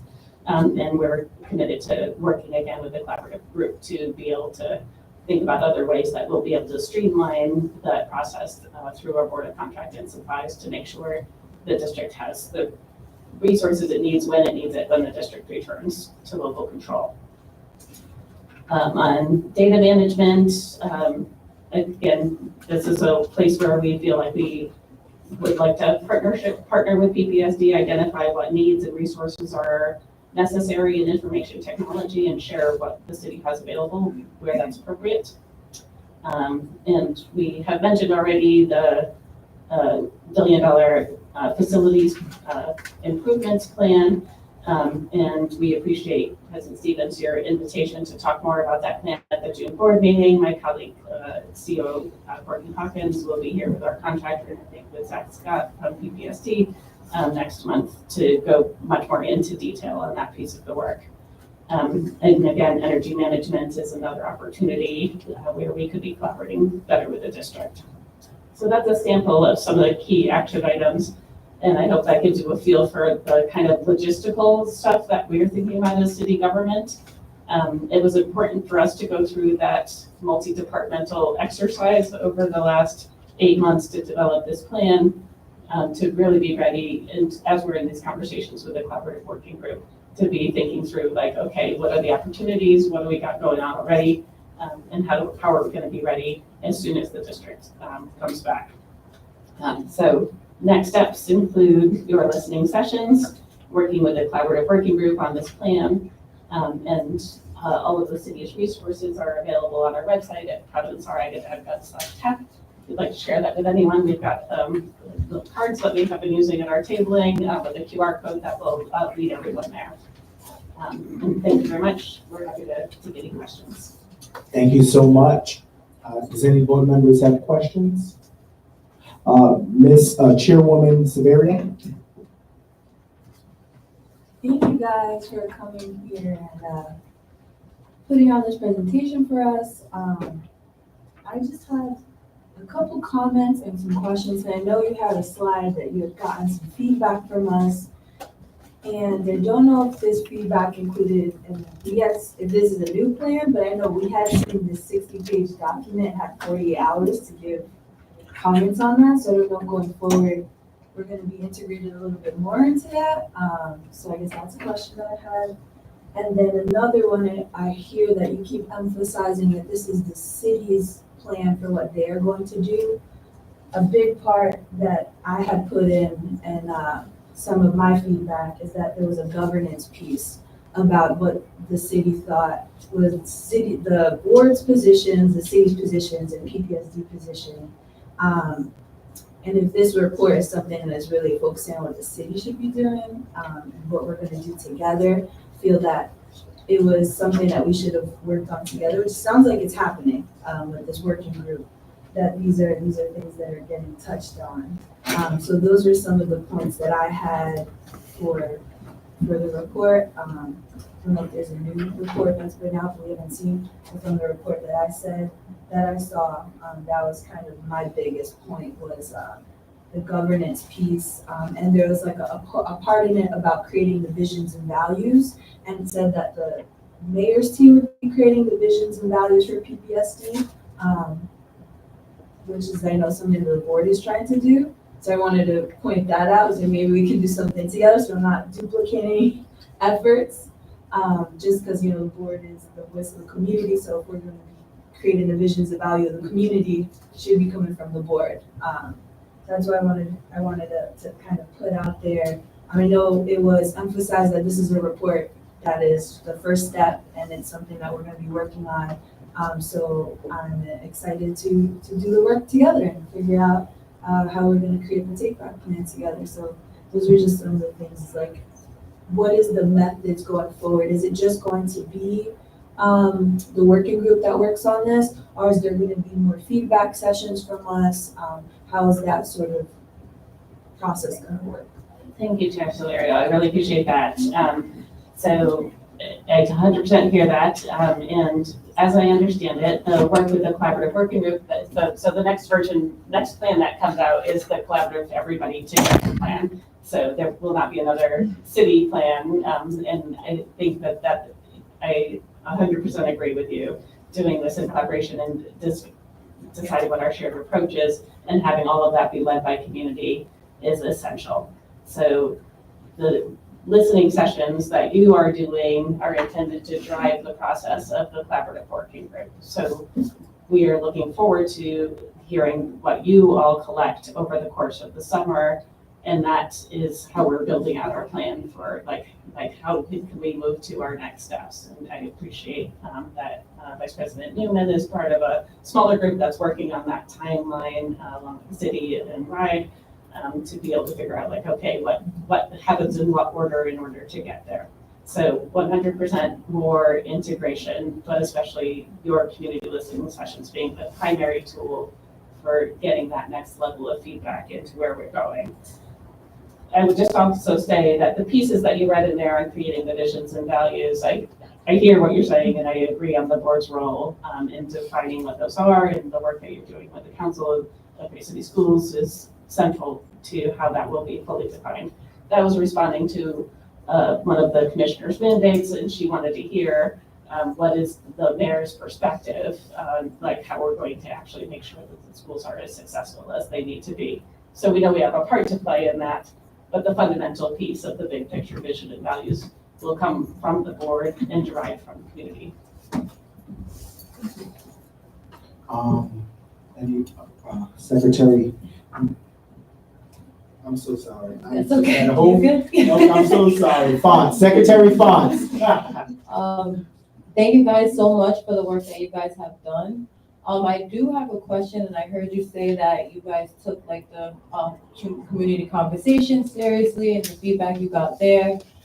In the last community conversation that I attended, the most recent one, there was a student from Brown there who was there to speak on behalf of the students for not coming to that community conversation.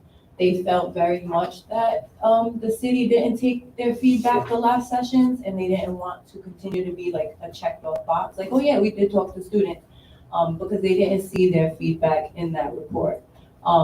The biggest thing, PSU had put out student demands for ethnic studies, and I was wondering if you could talk to or felt comfortable talking to why the mayor didn't sign for that, because that was a huge thing for the students, like that ethnic studies bill, and they put a lot of work into it. And so I'm just wondering if the city can give some explanation behind that. Sure. Thank you, Secretary Fonts.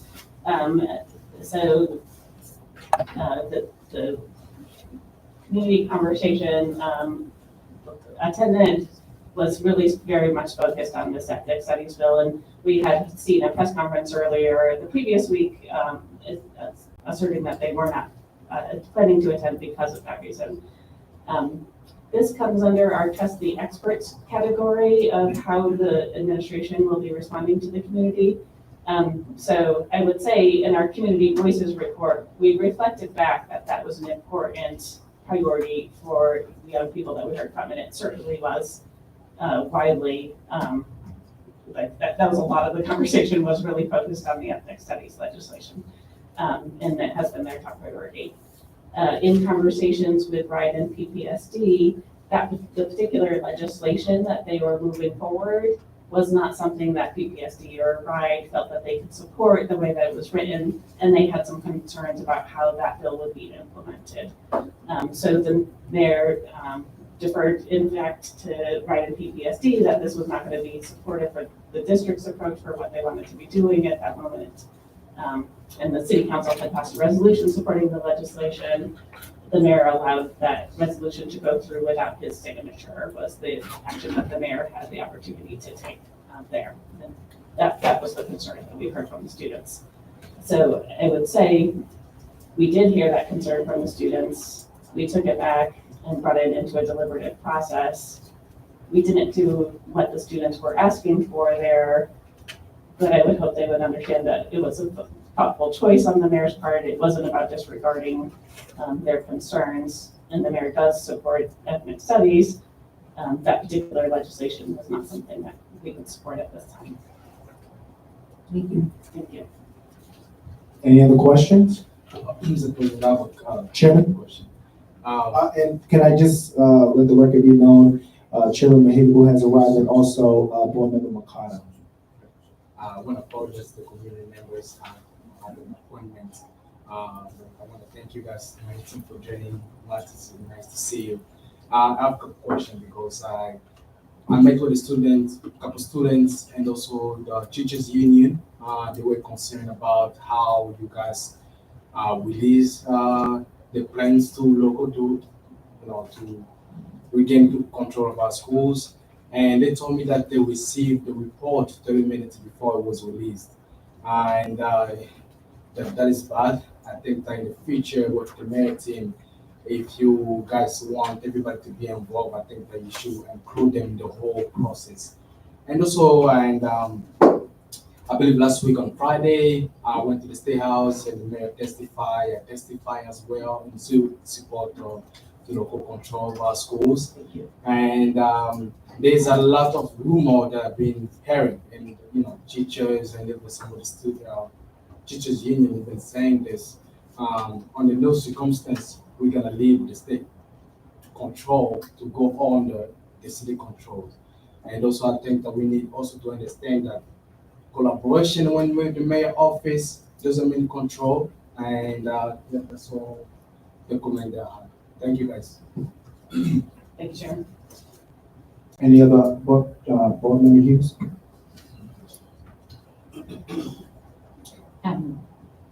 Thank you for coming. We appreciate you being here and talking through this plan. I have a couple of comments and follow-up questions. I just want to make sure that I think I understand where we all are on this, but with regard to the ethnic studies, we know that the previous school board had passed a resolution in support of ethnic studies. We know that the school district and RIDE also support our students learning about ethnic studies, but just clarifying, and we know the city council passed their resolution as well. And I just wanted to be clear for our community and each other that it's not that the mayor or PPSD and RIDE are saying we don't want ethnic studies. What they're saying is that the specific legislation that's pending before the General Assembly right now needs additional work and collaboration to be sure that it's something that meets best practices, meets the needs of our entire community as a whole, and is something that PPSD and RIDE can help implement, here in Providence and across the state. Does that sound like an accurate characterization? Superintendent, would you agree with that as well? Okay, I just want that clear because I do think that there's some confusion in the community and some hurt feeling that folks were feeling unsupported, but maybe it was a potential miscommunication. Speaking of that, I mentioned earlier in this meeting that I attended the Parent Advisory Council meeting last night, and you already addressed that a little bit. I think what I just want to repeat or echo is that, actually, let me backtrack. One of the things that I heard from the Council of Great City Schools, I was able to participate in a meeting with our leadership team, with our coach from Council of Great City Schools. And one of the things that the board is going to have to think about when we solidify some of the logistical things about our listening sessions and any corresponding survey that we put out is we need to think about whether we're going to weight any of the feedback that we receive or not. And one of the pros and cons of that are, if you weight the feedback, then you understand more about the source of the feedback. But then you may start to get into the weeds, and it may be difficult to track that. It's going to create more work. It's going to take longer. And so recognizing that that's a Herculean task and very complicated, I also think that something else we just discussed earlier tonight as a board is that we want to be mindful that we're hearing from as many different kinds of people as possible.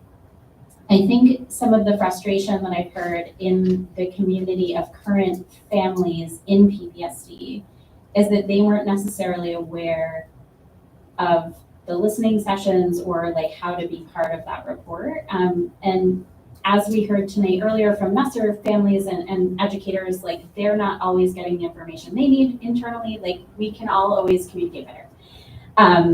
That said, I think that there's some concern that as we move forward, when we talk about trusting experts on slide 7, I thought these high-level takeaways sound really good. I'm not sure that this planner report or, none of us are there yet, right? And so I just want to name that when we say we trust the experts, it's not just education experts, but that we all think about students being experts on their own experiences and parents being experts about their own families and classroom teachers being experts of their real live lived experience in the classroom. Whatever intentions are happening at the district or the RIDE level, I think that's the thing that I learned most at the Parent Advisory Council and now here on the school board, that we sometimes have some great plans, but that's not always, the implementation is the devil is in the details of that.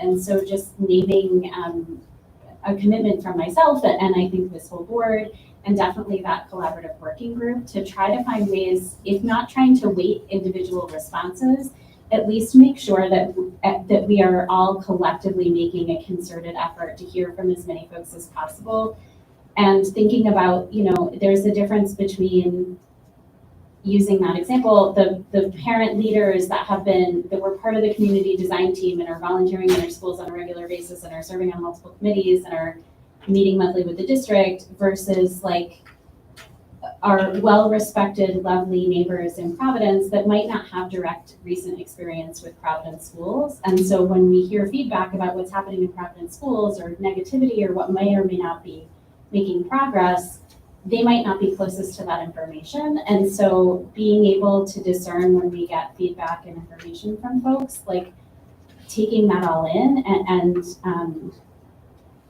just being intentional about the way that we receive that information and being respectful and making sure that we don't miss that lived experience expertise. So that was a lot of comments. I'm not sure I made a lot of questions in there, but I just want to say that like none of us are perfect or good at that yet. And I'm really looking forward to these community listening sessions. And I hope that I think we all can benefit moving forward, not just for a transition to local control, but for this strategic plan for our district as a whole. I think we're going to be in a much better place together. And thank you.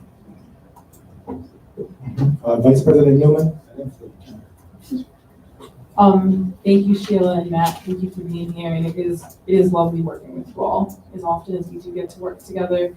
I'm just wondering, I appreciate the intentionality in the report and in the plan. And I also just appreciate the idea of because I've talked to y'all many times, many folks in the city, we understand this is one piece of a larger puzzle, and it was y'all, we got to do our homework before we can show up to school type vibe. You know what I mean? And I definitely saw that, and I appreciate that there seems to be a real awareness of we know this is one piece of a larger puzzle.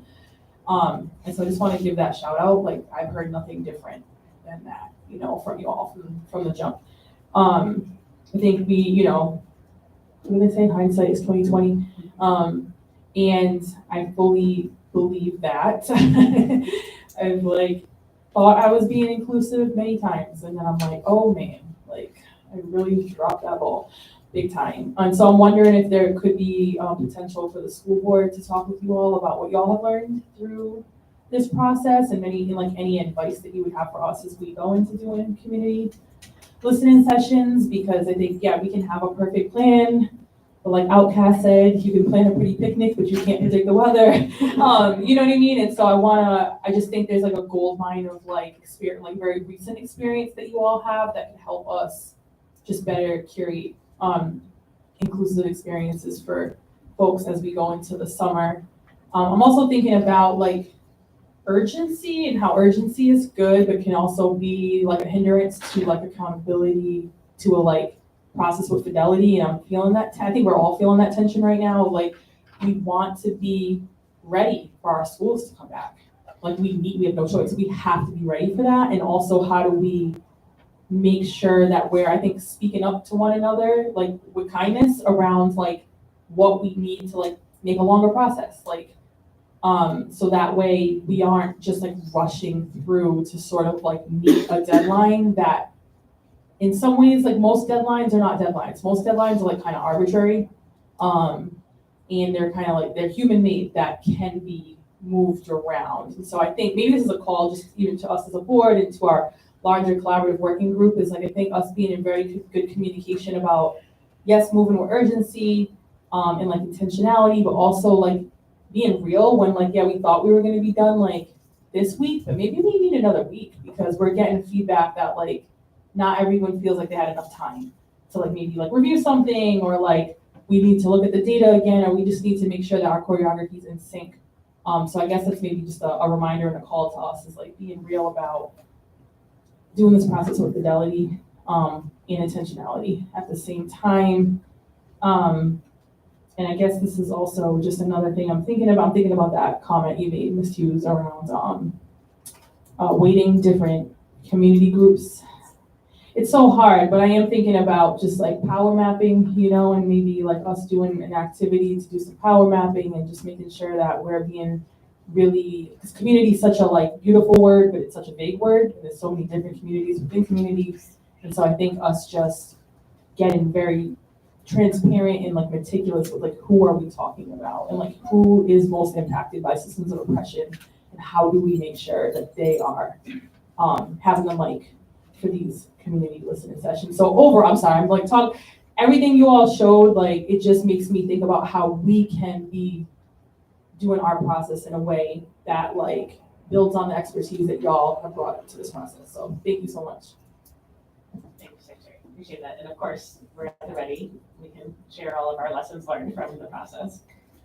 Any other board members? Superintendent? Thank you. And I keep hearing what, the work that needs to be done, and I can't say it any clearer because it's been said so many times that it's gonna take all of us, it's gonna take, including myself, it's gonna take the mayor's office, it's gonna take the school board, the district leaders, school principals, educators, our community, and most of all, who this impacts is students. So we need to make sure that the students are involved, and we all need to roll up our sleeves to make sure that this work is done, so they can go back with the system, with a plan that's gonna solidify the work that we're gonna do. It's gonna measure the work that we do as we go along. I have a comment, because I'm going back to one of the slides, and I think it's slide number 4, page 2, number 4. It says frustration, the frustration with the engagement, the quality of education. And one of the things I want to say to this, that we as a district, we have made gains, and those gains, no one can take that away from us. No matter how many times they're going to say, no, it's not happening. Yes, it is happening. We've increased our attendance in both sides, students and as well as the educators. We decreased the chronic absenteeism. We improved in RICAS math scores. We improved in ELA math scores. We improved in graduation rates. We improved in SATs. We have a unified curriculum. In addition to all the additional work that we have, and I'm just scratching the surface in the things that we've accomplished.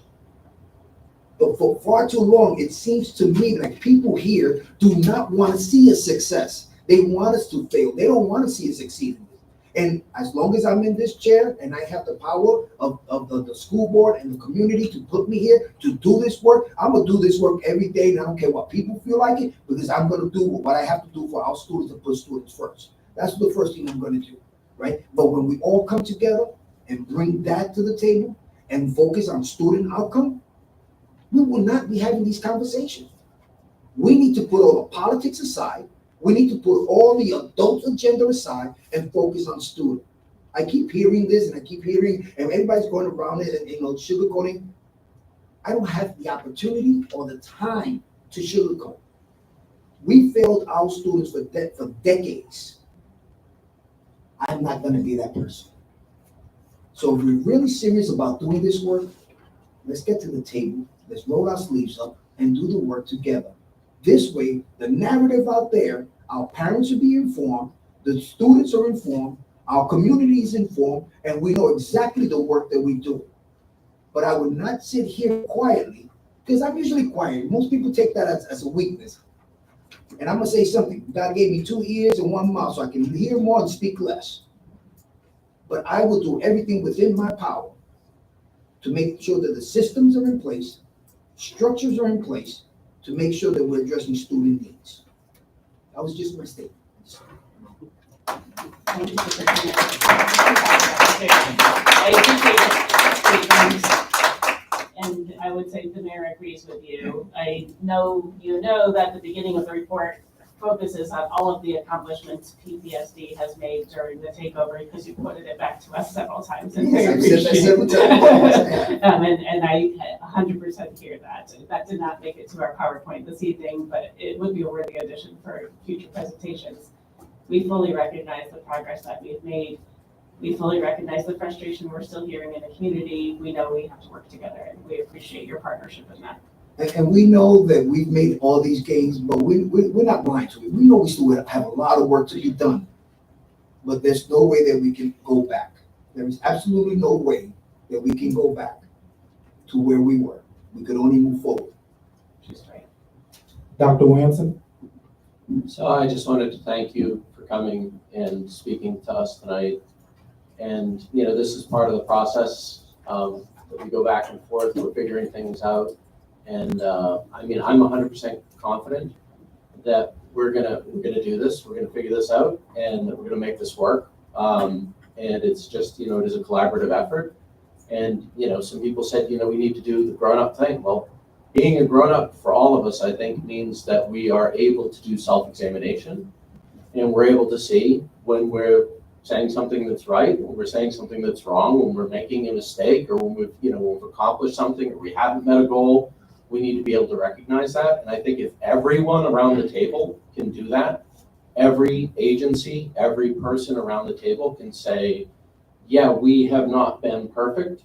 We have not always done exactly right, but we are willing to look at ourselves honestly in the mirror and say when we have done something right and when we have done something wrong, and try to amend that. If everyone around the table is doing that, then I think we cannot fail, right? Because that is what is going to make this a success. It's going to be a lot harder if there's one party at the table that's saying, I didn't do anything wrong. It was all you. You're the one who caused all, So that's really that's going to be counterproductive. And so I'm very glad that you came here tonight in a spirit of openness and, willing to sort of hear this feedback. Some of it's probably not pleasant to hear, but you're here and you're hearing it, and, we can move forward. And I think I have to also acknowledge it's really unpleasant to get beaten up for stuff you didn't do. Right, which has been my experience mostly so far on the school board, is that I've been here for 2 months, and most of the meetings I have spent literally hours sitting in this chair being yelled at for decisions I didn't make, for things that I didn't do, and unfortunately I think we also have to accept that with a measure of grace, because somebody else made a decision and we're the public face of the school system, and when people are mad and they want to yell at somebody, we're in the hot seat, So I have no one to blame for that but myself, because I volunteered to do this. So, but I just want to thank you for being here tonight, and thank you for the graciousness that you've displayed. Yeah, we'll just take. Okay, we're gonna try to get through this because we got 2 other presentations, but we're gonna go to Secretary Fonts. One more comment by the chairman, then I'll finish it off, and then we'll move over to someone, Secretary Fonts. Some of my constituents had heard a rumor that the city wanted to have given access to the cameras to the police, and I'm just wondering if you could either discredit that or confirm if that's true or not for the record. I can discredit that for the record. Thank you. Chairman, I just want to make a comment to the superintendents, and especially anybody that comes up here, that it's not to politicize student education when you tell the truth. I've been here for 5 years, and I've seen the district passing students, and we expose it to graduation and freshman. Today the reality is some of our students in elementary, middle school, and high school, they cannot read at the grade level. We have seen school closures. We have seen the teacher of color and administrator being kicked out because of retaliation of abuse culture. That's been happening in the district for 5 years. And I understand that, and also in the last 5 years, the district also made an important step. Like, you guys led attendance in a campaign. Different things that you guys did. I think it needs also to be recognized. I think it's foolish not also to recognize some of the bad things that happen to our school department. I think that when we speak to community members, to parents, we need to be friendly with them about what's going on in a school department in order to change it. I mean, what are we gonna change? We have to talk about these issues first. Thank you. Thank you, Chairman. So I just want to cap it off. I really love all of the passion across the table. I thank the city for joining us. The board took a vote last month to have you come, so we thank you for making yourself available. I think next steps, the ball is in the board's court. I think the city said it. That is what Ryan is currently saying. So I think the next step is that we get these community listening sessions going. It's in our court. So, the city is willing to support us. So is RIDE. They're willing to support us. And it's going to take a partnership and making sure that there is a clear sort of path toward governance to make sure there's not, any conflicts in between any of those But listen, I appreciate all of the feedback. I appreciate you all coming. And like I said, as we move forward, we don't want to point fingers. We understand that, but I think this is the right time and opportunity for the collaborative working group. And I believe the city, the district, RIDE, and the board is on the same page as it pertains to coming up with a plan that is going to work for all parties. So just want to say thank you and thank the panel for your passion. Thank you so much. We are going to move over to 10.2, which is summer learning update. We have the Deputy Superintendent of Academics, Dr. Paula Gillen, and the Chief of Family and Student Engagement, Ms. Karina Pinto. How are you? Very good. Nice to see you. I'm just gonna pass this out before we get started.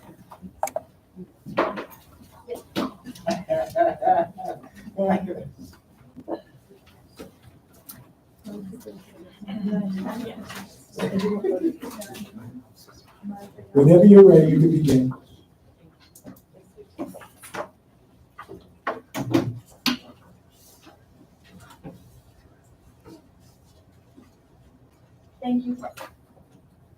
Thank you for having us.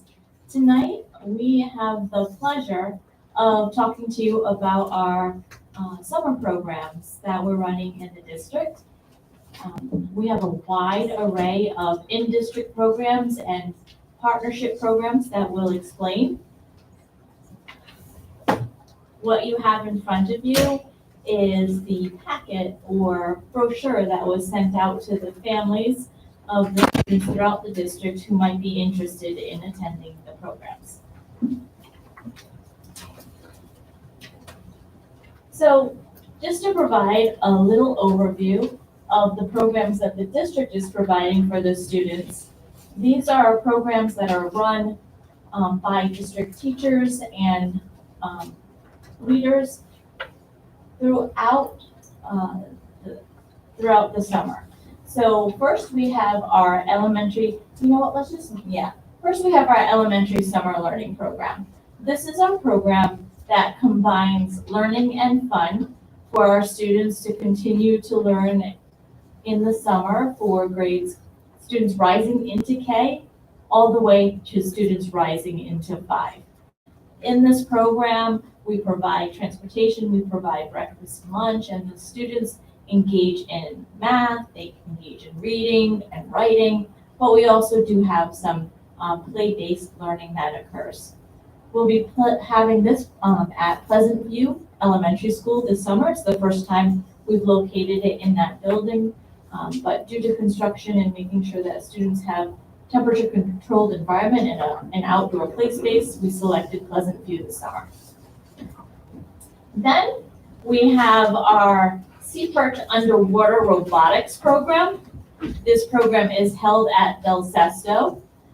Students who are in the middle school opt into this program, and it combines math and science and art while students are building an underwater robot, and they have a competition and presentation of their skills throughout.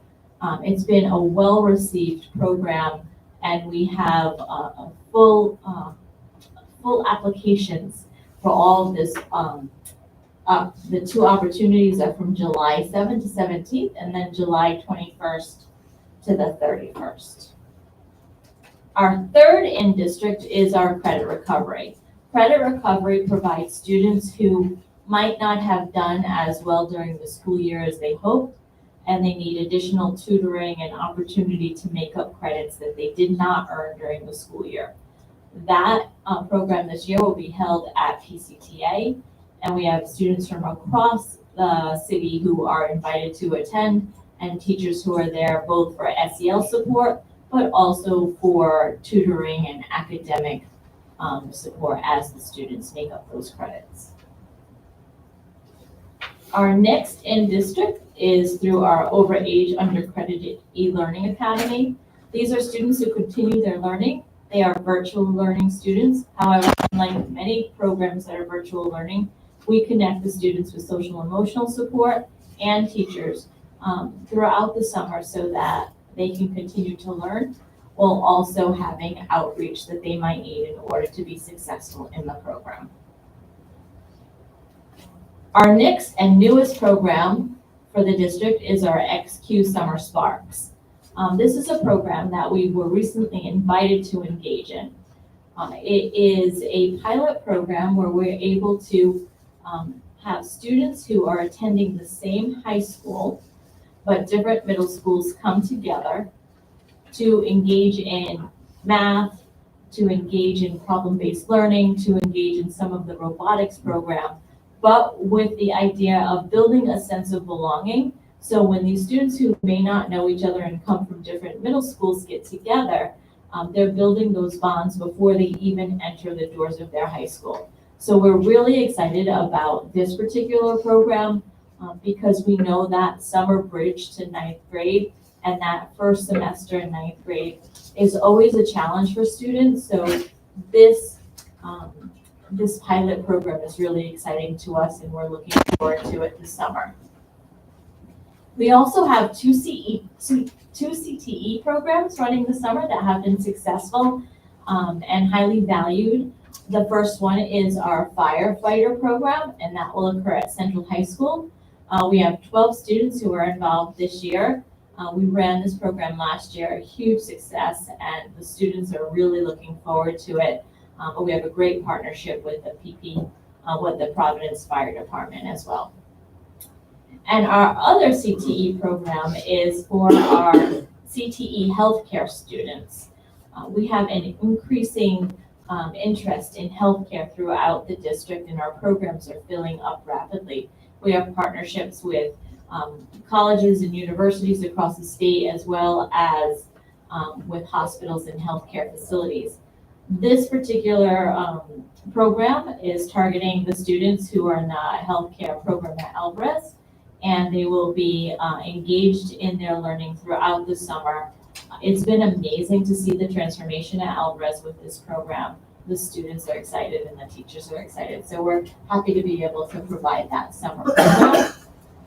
And then our final in district is our bridge program, where we are able to continue the learning and support for students who attend our newcomer programs. So we're able to continue with their learning, building language skills, building senses of community, and it's one of our prized programs that we run in the district in the summer.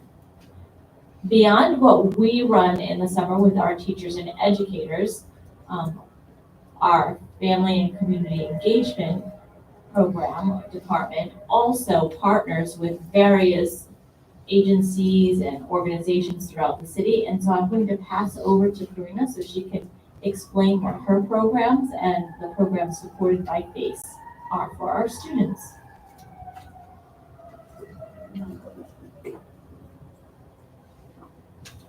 Thank you. Good evening. Thank you for the opportunity to share about the various programs that are available to Providence students. This is a collaboration. Our Summer Community Partners program is a collaboration with the City of Providence and PPSD. So I'm happy to share some of the phenomenal programs that students K-12 will be experiencing this summer. So our first program is Inspiring Minds. This is a kindergarten readiness. This program is for 5-year-olds. Targeting students with limited early learning experience. It prepares children for school, engages family through workshops and events. So these are for our younger students. This will be at Debate Elementary School, one of our newer buildings as well. And this was intentionally selected to give our families that experience of our 21st century learning spaces. Second program, Generation Teach. STEAM Academy. This is a program for rising 6th to 8th grade students. This offers hands-on learning opportunities in engineering, law, reading, and math, plus, of course, the opportunity to participate in field trips. All of our programs offer, Dr. Dillon already shared, meals, AM and PM meals. The location will be in Nathan Bishop Middle School. Our next program will be Federal Hill House. This program is for 1st to 5th grade students, supporting students with literacy, English language development, and age-appropriate activities. They will have daily activities to include reading, games, and other team experiences. And this program will take place at Espaciano Elementary School. PASA Hub. This is a financial literacy camp program in collaboration with Fidelity Investments. This will be for rising 10th and 12th grade students. This camp offers financial literacy, career exploration, and a stipend and graduation credit for participating students. Next program, Down City Design Studios. This will engage high school students in hands-on community-based design projects, builds creative and career-ready skills while tackling real-life challenges. And this program will take place at PCTA. Boys and girls, we have two programs. We have an elementary school and a high school program. So let me walk you through the elementary program first. This is a full-day program for K through 6 students. This will combine academics, instruction through the Bell Excel model with enrichment like swimming, arts, STEM, and field trips. And our high school program this is a variety of programs for rising 10 to 12 grade students. This will have opportunities for students to participate in the Princess King program, lifeguarding program, sports, and entrepreneurship program. Next program, New Urban Arts. Our New Urban Arts program will be for rising 9 to 12 grade students. These programs will be focusing on fostering creative expression through art making, mentorship, field trips, and culminating with a public exhibition. You will be invited, and this also includes a stipend. And our last program through the Community Partners Office will be Camp Rise. This program is for refugee youth. This will target students K through 9, so all grade levels. This will focus on literacy, STEM, and community building in a safe, supportive environment with culturally responsive staff. So that wraps up our programs in collaboration with the City of Providence through the Office of Strategic Partnerships. Thank you. Appreciate it. A question, so how would I might have missed it, how would a student be able to join one of these programs? So we also share a brochure. So that in essence, the brochure and the slide deck are kind of the same format, but the slide deck is adult language, while the brochure is more like student friendly and family. So available to our website, they can sign up to the programs of their interest. At least for the community partners, I cannot speak for the academic side. That will be a certain selection of qualifying criteria that Paula can explore. For our in-district programs, any student who is interested, their families fill out a registration on our parent square. And so the students are then able to attend. We also at ePlate Learn, which was in April, we had a table and families could also come by the table. There was a QR code and they could sign up at that table. Thank you. And then also, is this just for Providence public school students or is it citywide? The in-district ones are for Providence public school students. Yes, the community partner programs are citywide. Like she mentioned, during ePlay Learn, families obtain information and we're able to sign up for some programs. We are also sending reminders to Parent Square about the different programs that we have. Many of these community departments are already in our schools. They are engaged in our before, during, after school programs throughout the year. So they are also sharing information at the school level with students and families. Any questions? Yeah, Chairwoman Severio, Chairman Mexico. Thank you guys. This was really cool presentation. I love all the programs that you guys have put together and all the work you're doing. I just had a question. I did see there was one of them that had like a May 21st deadline, so they might differ, but is there like a deadline for when you can register for your sessions? For the majority of the district sessions, it's May 23rd, so Friday. And then the partner programs.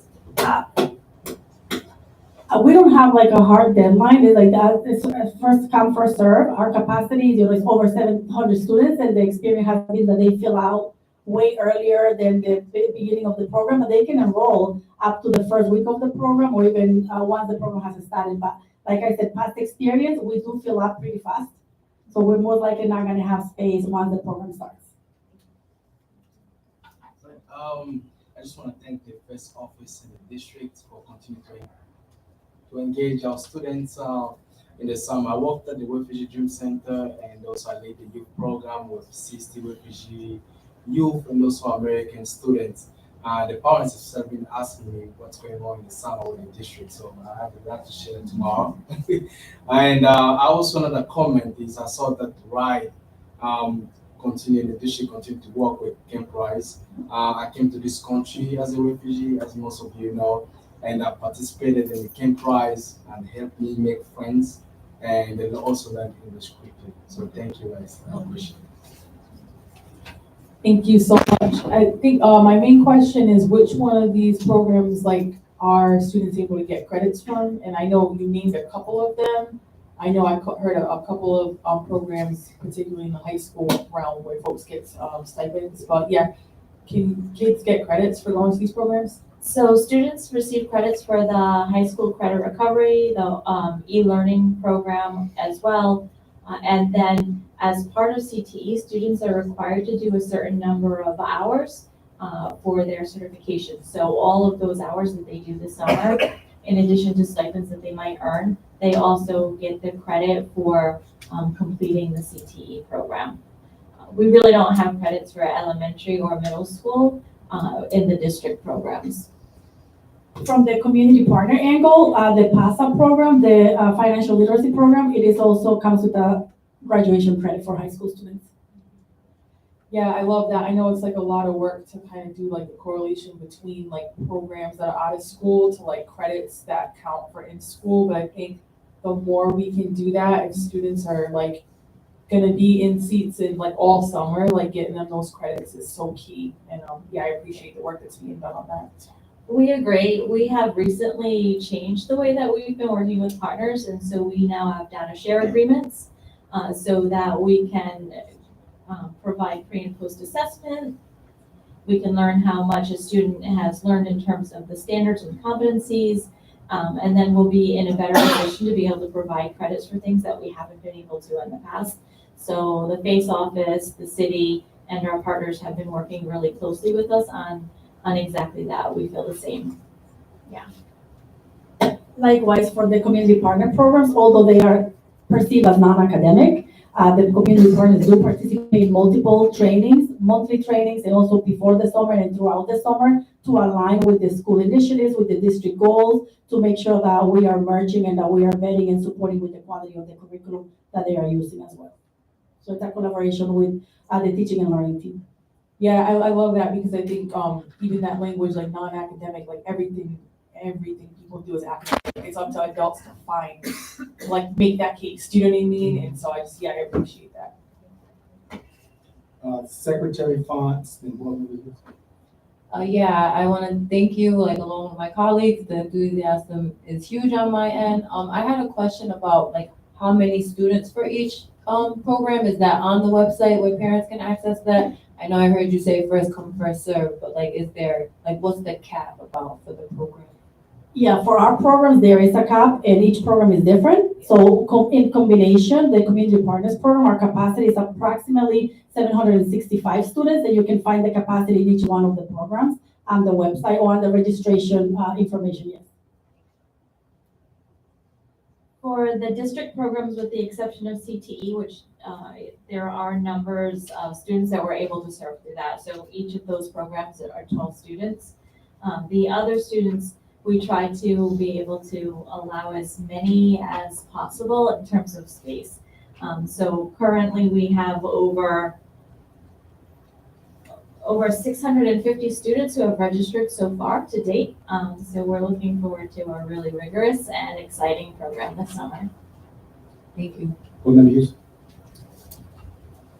I had the exact same question, so you already answered that. And just, I guess, just to go back a tiny bit though, when you talk about that data sharing agreement, I know we heard a lot tonight and every month right now, because we should always be talking about this, talking about student outcomes. And so I look forward in future years to hearing more about the impact of these programs, both the in-district and the partnership programs, and seeing how this benefits our kids, not just with precise academic outcomes, but also with their social emotional learning. That was wonderful to hear from Chairman Mahingbo about his personal experience with one of these programs, and what an exciting thing. And I know as a parent, I've heard like a lot of enthusiasm, and that can be a big stressor for families of like, what are my kids going to do in the summer in outside of those 180 days a year? And so it's just so exciting to hear about the different programs we're offering across the city. Great stuff. Thank you. All right. Listen, thank you so much for coming and presenting on summer learning. We appreciate the both of you. Thank you so much. Thank you. We then will be moving over to 10.3, which will be our last presentation before we enter into executive session, which will be the FY26 proposed budget presentation. Finance will be nothing on that as well, which is good. And then tomorrow they will be going before the city council. If there are in fact any board members available to go and support, that would be great as well. We have Deputy Superintendent Zach Scott and the Executive Director of Finance, Mr. Batiste. How are you doing on today? Thank you. Very good. Thank you so much for having us here. As you mentioned, I'm Zach Scott, Deputy Superintendent, and joined by Chris Batiste, our Executive Director of Finance. So I know we were with you last month to give you kind of an overview of our budget. And today we'll, and we shared in advance some of our budget materials. So we did go through this with the Finance Committee, but obviously important enough that we wanted to come and talk about it with the full board. So Mr. Batiste will man the slides here. So as a reminder, again, we're with your April, and today we'll go through our budget. That really consists, the meat of that consists of our ordinances, which we'll walk through in depth, but we'll give some framing before we get into that. So a little bit of a recap from the last time, just like big picture as we think about our budget heading into next year. As we look at our, first and foremost, the most important headline is we do have a plan for a balanced budget for next year with a plan for multiple revenue scenarios. So on the revenue side, we see city aid increasing as part of the settlement agreement, though that is offset by an energy credit reduction. So in many ways, city aid is relatively flat from year to year. We're projecting increases in state aid, and we'll actually share our latest update because what is called the March data updates, which is based on updated enrollment information, came out and got some favorable news there that we can share. Federal funds is uncertain, though I think at this point, PPSD, like most districts, is planning as if our next year will be similar to what we've had in prior years. Obviously, given what is happening at the federal level, that is always subject to change, and we are looking at not just this year or next year, but frankly, future years and what that may be holding. But at this point, we are feeling okay about federal funds for next year, but something we'll keep a close eye on. So again, big picture on the revenue side, some state aid increases, relatively flat with city based on the settlement agreement. On the expense side, we are have as any district or organization kind of standard expense increases.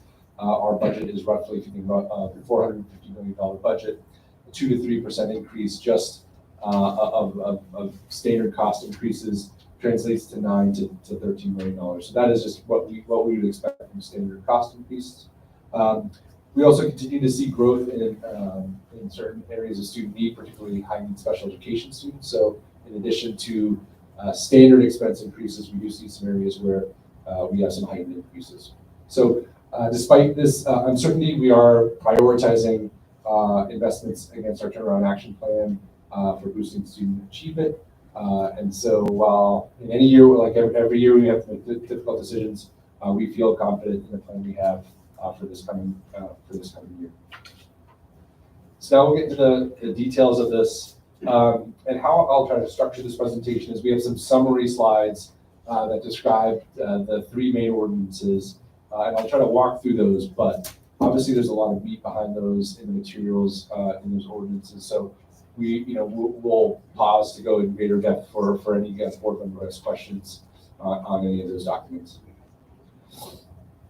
So to orient you to our ordinances, there are three main ones that we provide for the board's review. The first one is appropriation. That describes funding by category. So the state of Rhode Island has a very specific way we categorize expenses for schools, which we follow. But you can think of this as our spending plan for the year by major categories, and it focuses on our local budget. So that's aid we get from both the city and the state. Compensation. This is a list of all our funded positions in the district, regardless of funding source. It gives you the salary range for those positions and also identifies positions that were added or removed or changed from the prior fiscal year. And then the last one is our classification ordinance. And this looks at all positions and FTEs by school and department. So you will see the number of positions with their titles for last year, for proposed for next year, and what that changes from year to year. So before we dive into the ordinances, to share a bit about our revenue projections for next year, what you'll see here is our local budget revenue projections for this coming fiscal year. Lots of information here, and I know it's small numbers, so I'll do my best to explain what you have in front of you. The first column you'll see is the current year budget.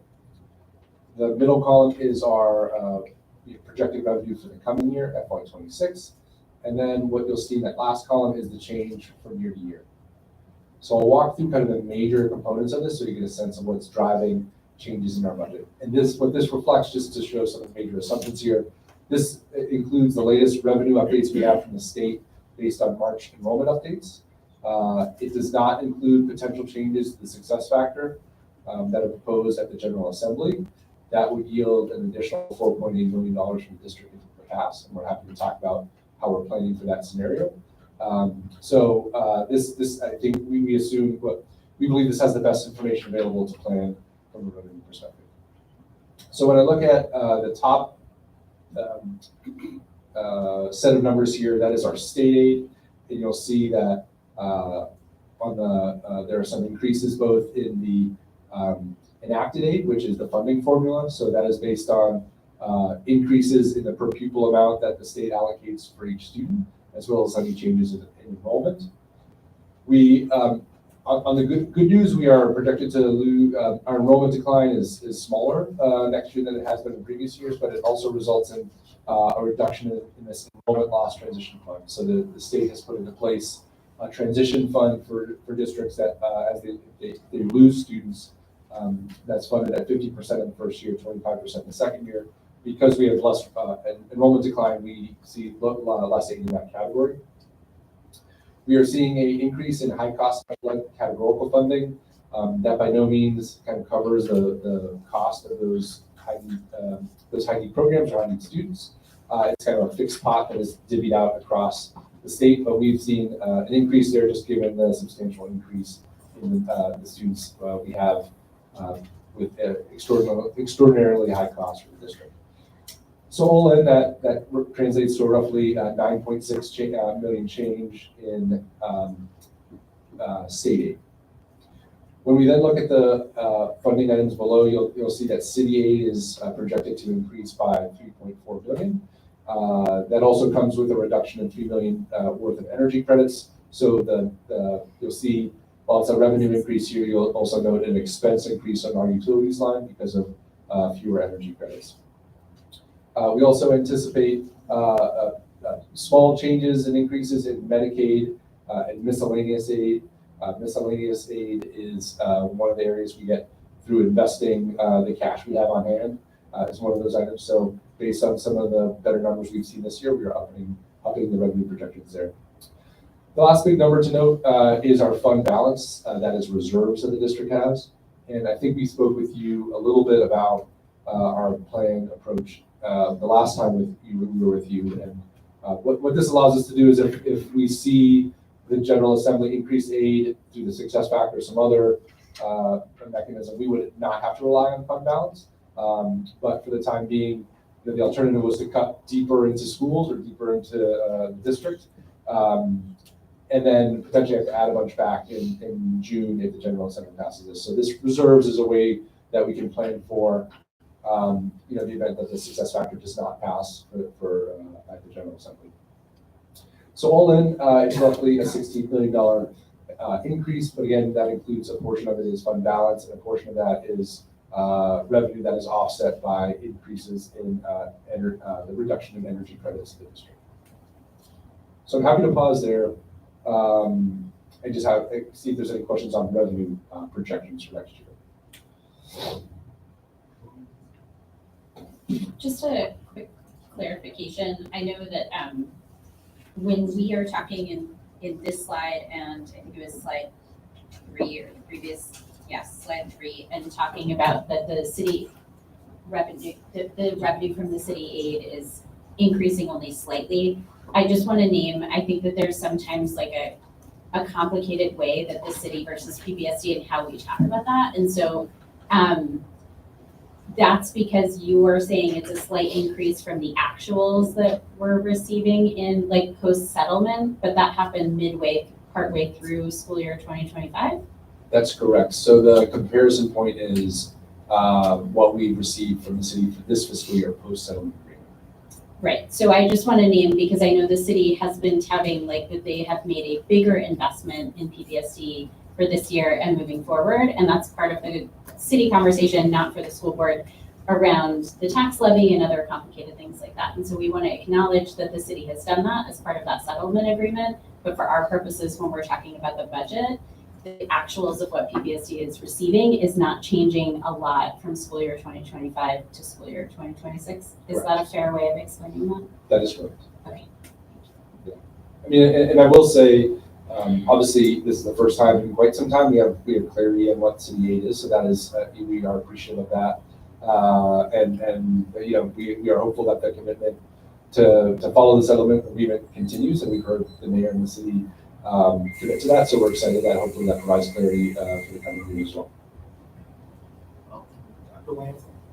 Just to underline that sort of draw a little further of Ms. Hughes' point out a bit further, that means that because the big increase was in between 2024 and 2025, and there's going to be more moderate increases moving forward, which means that the city is not going to be looking for big increases in revenue moving forward to cover those expenses, theoretically, right? That's I certainly don't want to speak for the city's planning, but you're correct in that, you know, for 4 or 5 years there were no increases. Now, at least for the year after next, there's a commitment to increase it based on a percentage of state aid. So that would seem to be a more moderate increase. Yeah. Our anticipation is that that was a one-time event, that increase between 2024 and 2025. Effort for the time being. That's right.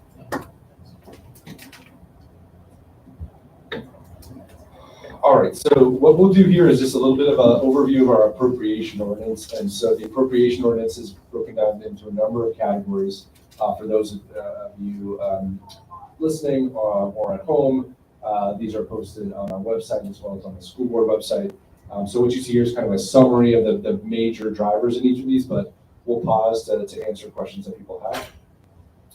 So I'll lump the first, we'll start with salaries first. And you know, we have the bar chart on the left just to show order of magnitude, because you know, salaries and benefits together are roughly 70% of our overall budget. So when we talk about changes in these numbers, those are kind of the biggest drivers of our budget. So we'll first start with salaries, and what you see here is a slightly less than a 3% increase. And there are actually a number of different items that cause this number to go up and down. So I'll try to walk through each of those. So the first is cost of living increases that we are planning for our employees. We are in negotiations with all 3 of our bargaining units at the moment. So you know, some of these are assumptions on where those will come, and we use kind of best available information on what we've seen in city departments, in other school departments, as well as what we've seen historically in PBSD. So cost of living increases is one major driver here. The other one that would cause this number to go up is there were some items that were funded out of ESSER the last fiscal year, particularly those that happened over the summer. So to name a few, we have some of our summer programming last year for special education that had been funded through ESSER, as well as we've talked a lot about our increased evaluation and screening for pre-kindergarten, both because it's the right thing to do, but also we are under a settlement agreement to do so for due to years of kind of under investing or under you know, not complying with the law in this area. But that requires teams of people to be screening over the summer. So that was something that to continue compliance with that, we will now need to continue funding that for the district. So that's comes at a cost to the district. On the other side, we have position reductions throughout the district, both at schools and central office. We had some good conversation at the finance committee about what that means, because FTE is just a very broad number. It doesn't give you a ton of fine-grained information on it. So we actually, on the next slide, can talk through, we actually broke that down a little bit based on the feedback we received. So you can see when we say reductions in FTEs, what does that mean by different types of positions. So that's salaries. Benefits, which move similar to salaries, but actually have a few different components. You can think of like the two biggest components here are medical benefits, both for current employees as well as retirees, as well as retirement for employees, the district's contribution, both to city and state retirement. So the main drivers here are city and state retirement increases. These are items we don't have control over, but city retirement is based on, this can correct me, but there's actuarial work done to project the amount needed by the city, which then is distributed to different departments, including the school department. And then we log that number as something we have to fund for the coming year. State retirement, we are seeing some increases in the rates for our state retirees. And so while there's some other changes in medical benefits, in particular our active medical went down, which was a positive development. We see a roughly 2% increase in benefits for the coming year, with those items being some of the main drivers. I'll turn now to services, and I'll try to work through the rest and then pause to see if there are questions. Services are really the next major bucket of expenses, and there are a lot of kind of a number of varied items in here. So I'll again walk through those in a kind of discrete way. So two areas. Well, starting at the top, one of the major service provider contracts we have is for transportation. And we see two main drivers of increases in transportation for next year. So one is our in-district transportation, so that's our yellow bus service. That is increasing by roughly $1 million. One driver of that is that contract has an escalator, 3% escalator, so that increases every year. So that is one portion of that. And then we anticipate adding additional bus routes for our schools and swing space to expand transportation for those students. So those changes together likely increase our yellow bus transportation by $1 million. On the other side, the other kind of big driver of that transportation increase is our statewide transportation, which is again both because the rate that we have to pay for that is going up, but we've also seen some pretty significant transportation increases to support students in our McKinney Bento program. So one of the, I don't know if I think we've talked with the board before. One of the drivers we've seen in the past few years has been students experiencing homelessness. That the way the funding is set up is, even if they aren't students in Providence, but they reside in the Providence shelter, we are splitting the cost of that transportation 50% with the other district. And because Providence has a number of shelters, we are often paying for a significant amount of transportation for students who don't attend Providence schools to comply with that. So that's a number we've seen increase over the past few years, and so part of why you see this transportation number increase is to reflect that growth. The next one is special education services, and this is specifically contracted services to support areas like speech and language pathology, speech language pathologist services, and nursing services. For both speech language and nursing, we are actively recruiting for those roles in the district. Speech language has particularly been one that has been challenging to hire for. For nursing, we are actually much closer to being fully staffed. It is very kind of specialized, high need one-on-one roles where we are using these services. The next one is public schools of choice tuition, which is tuition we pay to charter schools for Providence students attending those schools.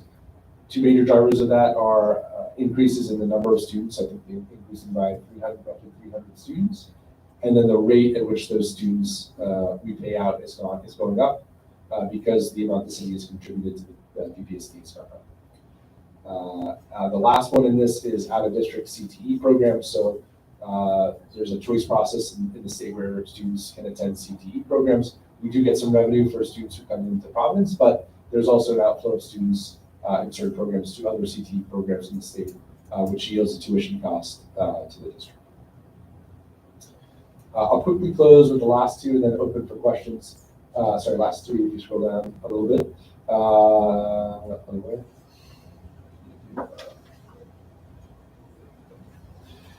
Supplies, relatively small number. You see what is a high percentage increase, and that's based on our purchase of new middle school, high school ELD curriculum. So this is English language development curriculum for our multilingual learners, something that goes along with our continued investment in high quality curriculum materials and support for our multilingual learners. So Jen Eflot and her team identified this curriculum as green rated based on ed reports, and so it was prioritized for the district to roll out this coming year. We also see some small, percentage-wise large, but overall small reductions in this as capital. Really, that's equipment or supplies that last more than a few years, so it's furniture or technology. And this was often the result of school-based decisions to spend less in supplies and furniture than in other places. Utilities, and I mentioned this before, but there's also some good news. So while there was a reduction in the energy credits, but that was based on our settlement agreement of roughly $3 million, we came into a mutual agreement with the city that we believe is a win-win that allows the city to provide the district with excess energy credits that they could otherwise maybe not use, and the district in turn pays for those at a discount. So it provides a great way for the district to reduce our utility expenses. We think it's also a good way for the city to maximize use of those energy credits. So this area has been one that was a win-win for both the district and the city. So I'll pause there. There's obviously a lot here on this slide, but also a lot that goes behind it. So I'm happy to pause and both answer questions that you had based on what I just shared, as well as if there are any questions on the appropriation ordinance, or we also, I think, provided an object code report that compared last year to this year in terms of spending. Thank you so much. I guess I have probably 2 or 3 different questions. I guess the first one being, I was peeking at page 8 at the types of positions that are being eliminated. And it says that teachers, so 39 would be eliminated, and that includes classroom teachers, guidance counselors, social workers, and then teacher assistants, classroom assistants. It looks like it's a total of around 74, 75 people. And so I'm wondering what changes have been made that contribute to that loss of staff? Yeah, happy to jump in there. So it's important to note, so these staff have already been displaced, so this isn't something that's going to come. We don't anticipate any teacher layoffs or teacher assistant layoffs as a result of this, because we do have vacant positions in the district. To your question on what kind of triggered some of these changes, so I'll name a few, and I'll start with teachers. So on the one hand, we've seen a slight increase in teachers in some of our elementary schools as we've added special education classes, particularly at early childhood level. We have seen some decline in teaching staff at middle school and high school. And part of why we see it at high school is our incoming 9th grade class is a fair bit smaller than our exiting 12th grade class. So many of our high schools will will be smaller next year in terms of student enrollment. So we anticipate seeing fewer teachers. In terms of so that's classroom teachers. The other component is there were some reductions that schools made this year as we reduce some of the discretionary funds. So schools may have had an instructional coach or an interventionist or a guidance counselor, and typically if they had 3 or 4 of those positions, they were maybe reducing 1.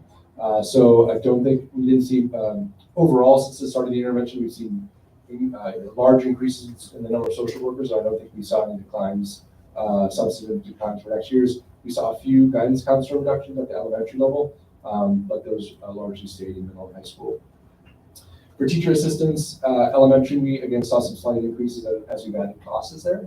But for similar reasons, we've seen declines at middle and high school. So many of our classes had 3 Our most severe classes had a teacher and then often 3 teacher assistants. So in some cases, based on smaller class sizes, we felt comfortable reducing those down from 1 teacher and 3 teacher assistants to 1 teacher and 2 teacher assistants.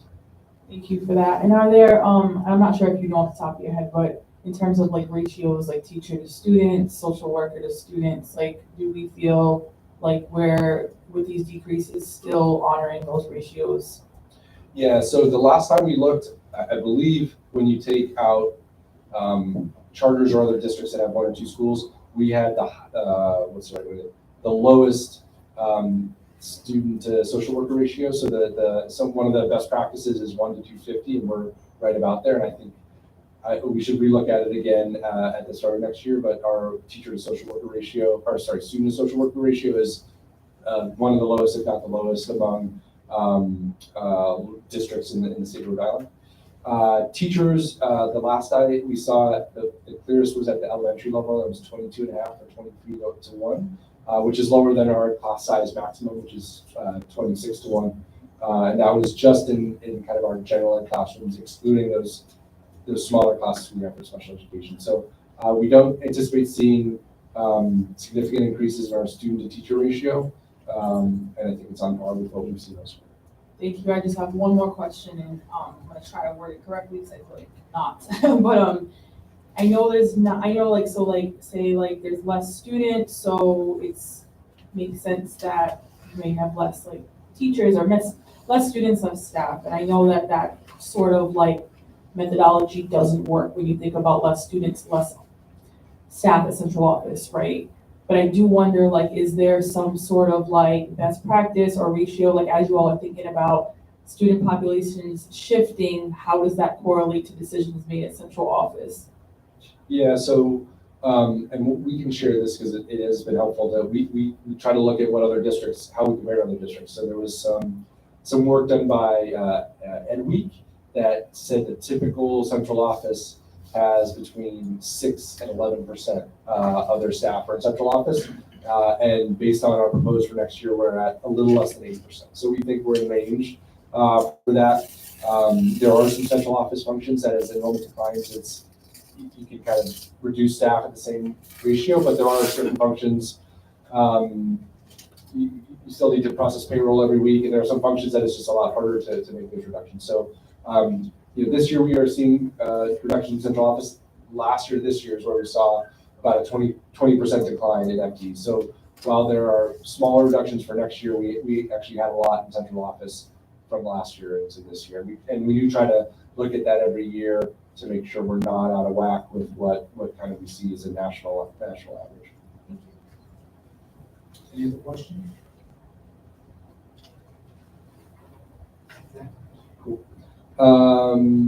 So if you just go back, we'll just quickly, I think Vice President Newman highlighted some of the good changes here, but so overall we are projecting around a 95 FTE decline across the district.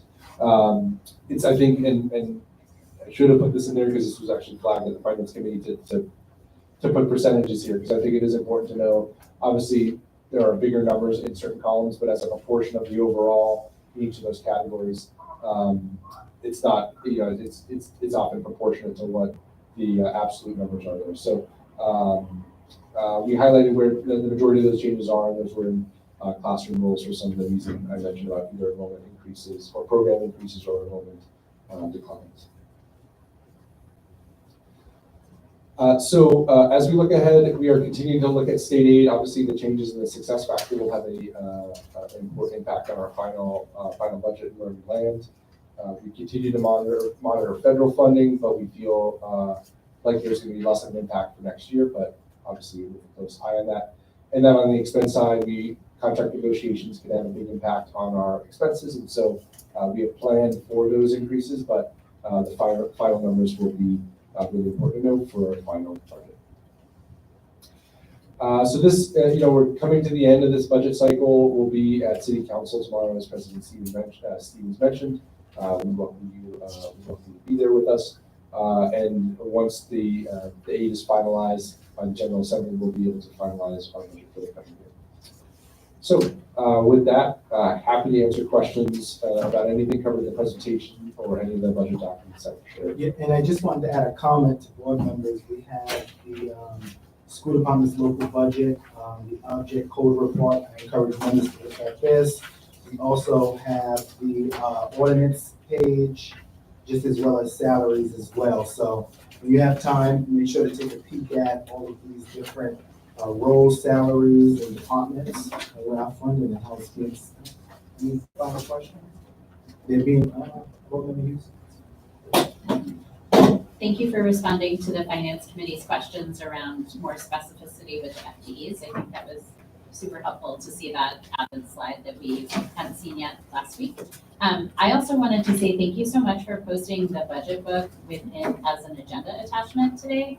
I actually heard from multiple community members beforehand that this is the first time that they've had like immediate access to that. I think it ends up somewhere on our website at some point, but some community members that are following along with our meetings in real time will check there for information. And so thank you for providing that additional layer of transparency for the school board usually gets a physical copy as well, but like I think that that was super helpful to have all of that information parked under this agenda item. I would definitely encourage on the finance website, you just Google, I always just Google PPSD budget. It's the first link that usually shows up, and you'll see these ordinances, the budget book, and you actually can look at prior ones as well. So for those either here or at home, certainly navigate that way. Thank you.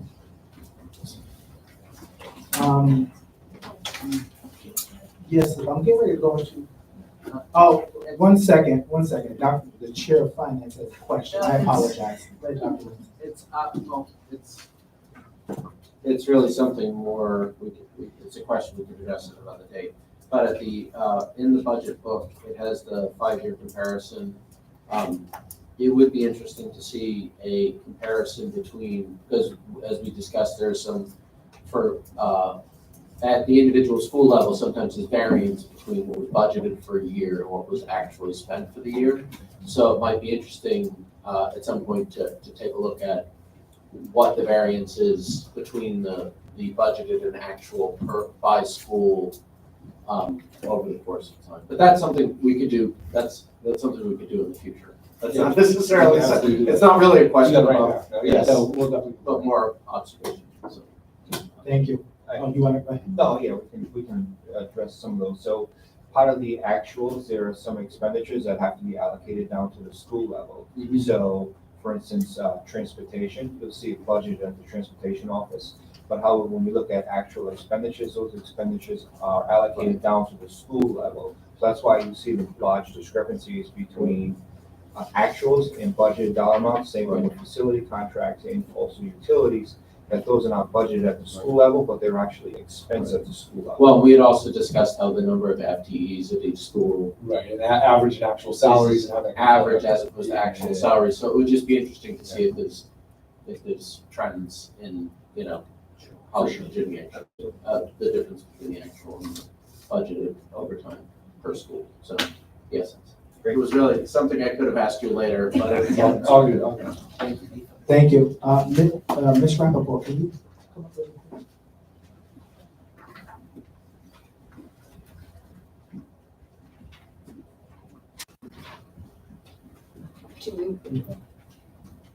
one second, I apologize.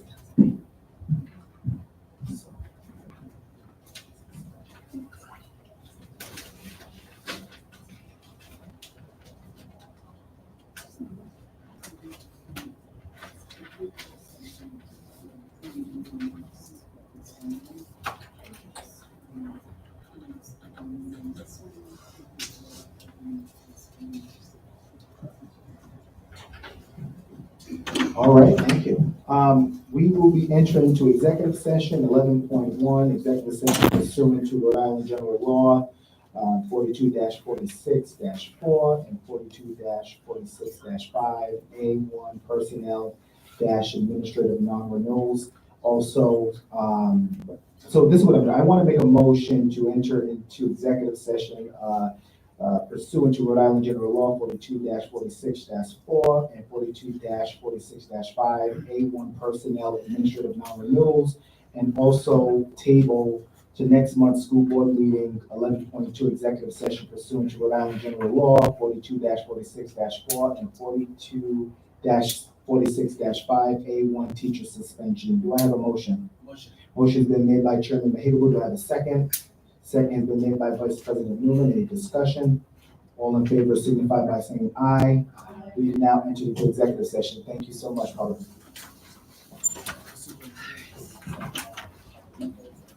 You want to go into this?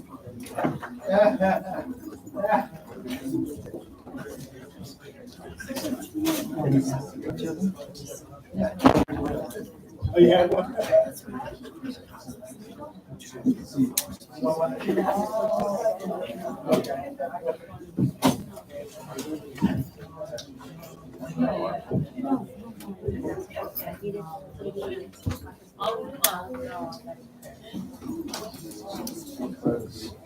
Northrop is here, I'm going to take her first. I do not know.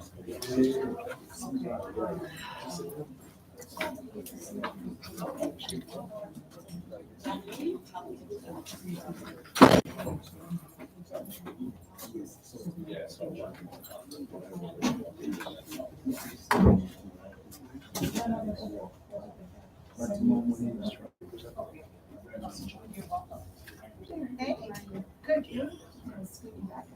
Yeah, definitely. Hi there. How are you? Yes, please.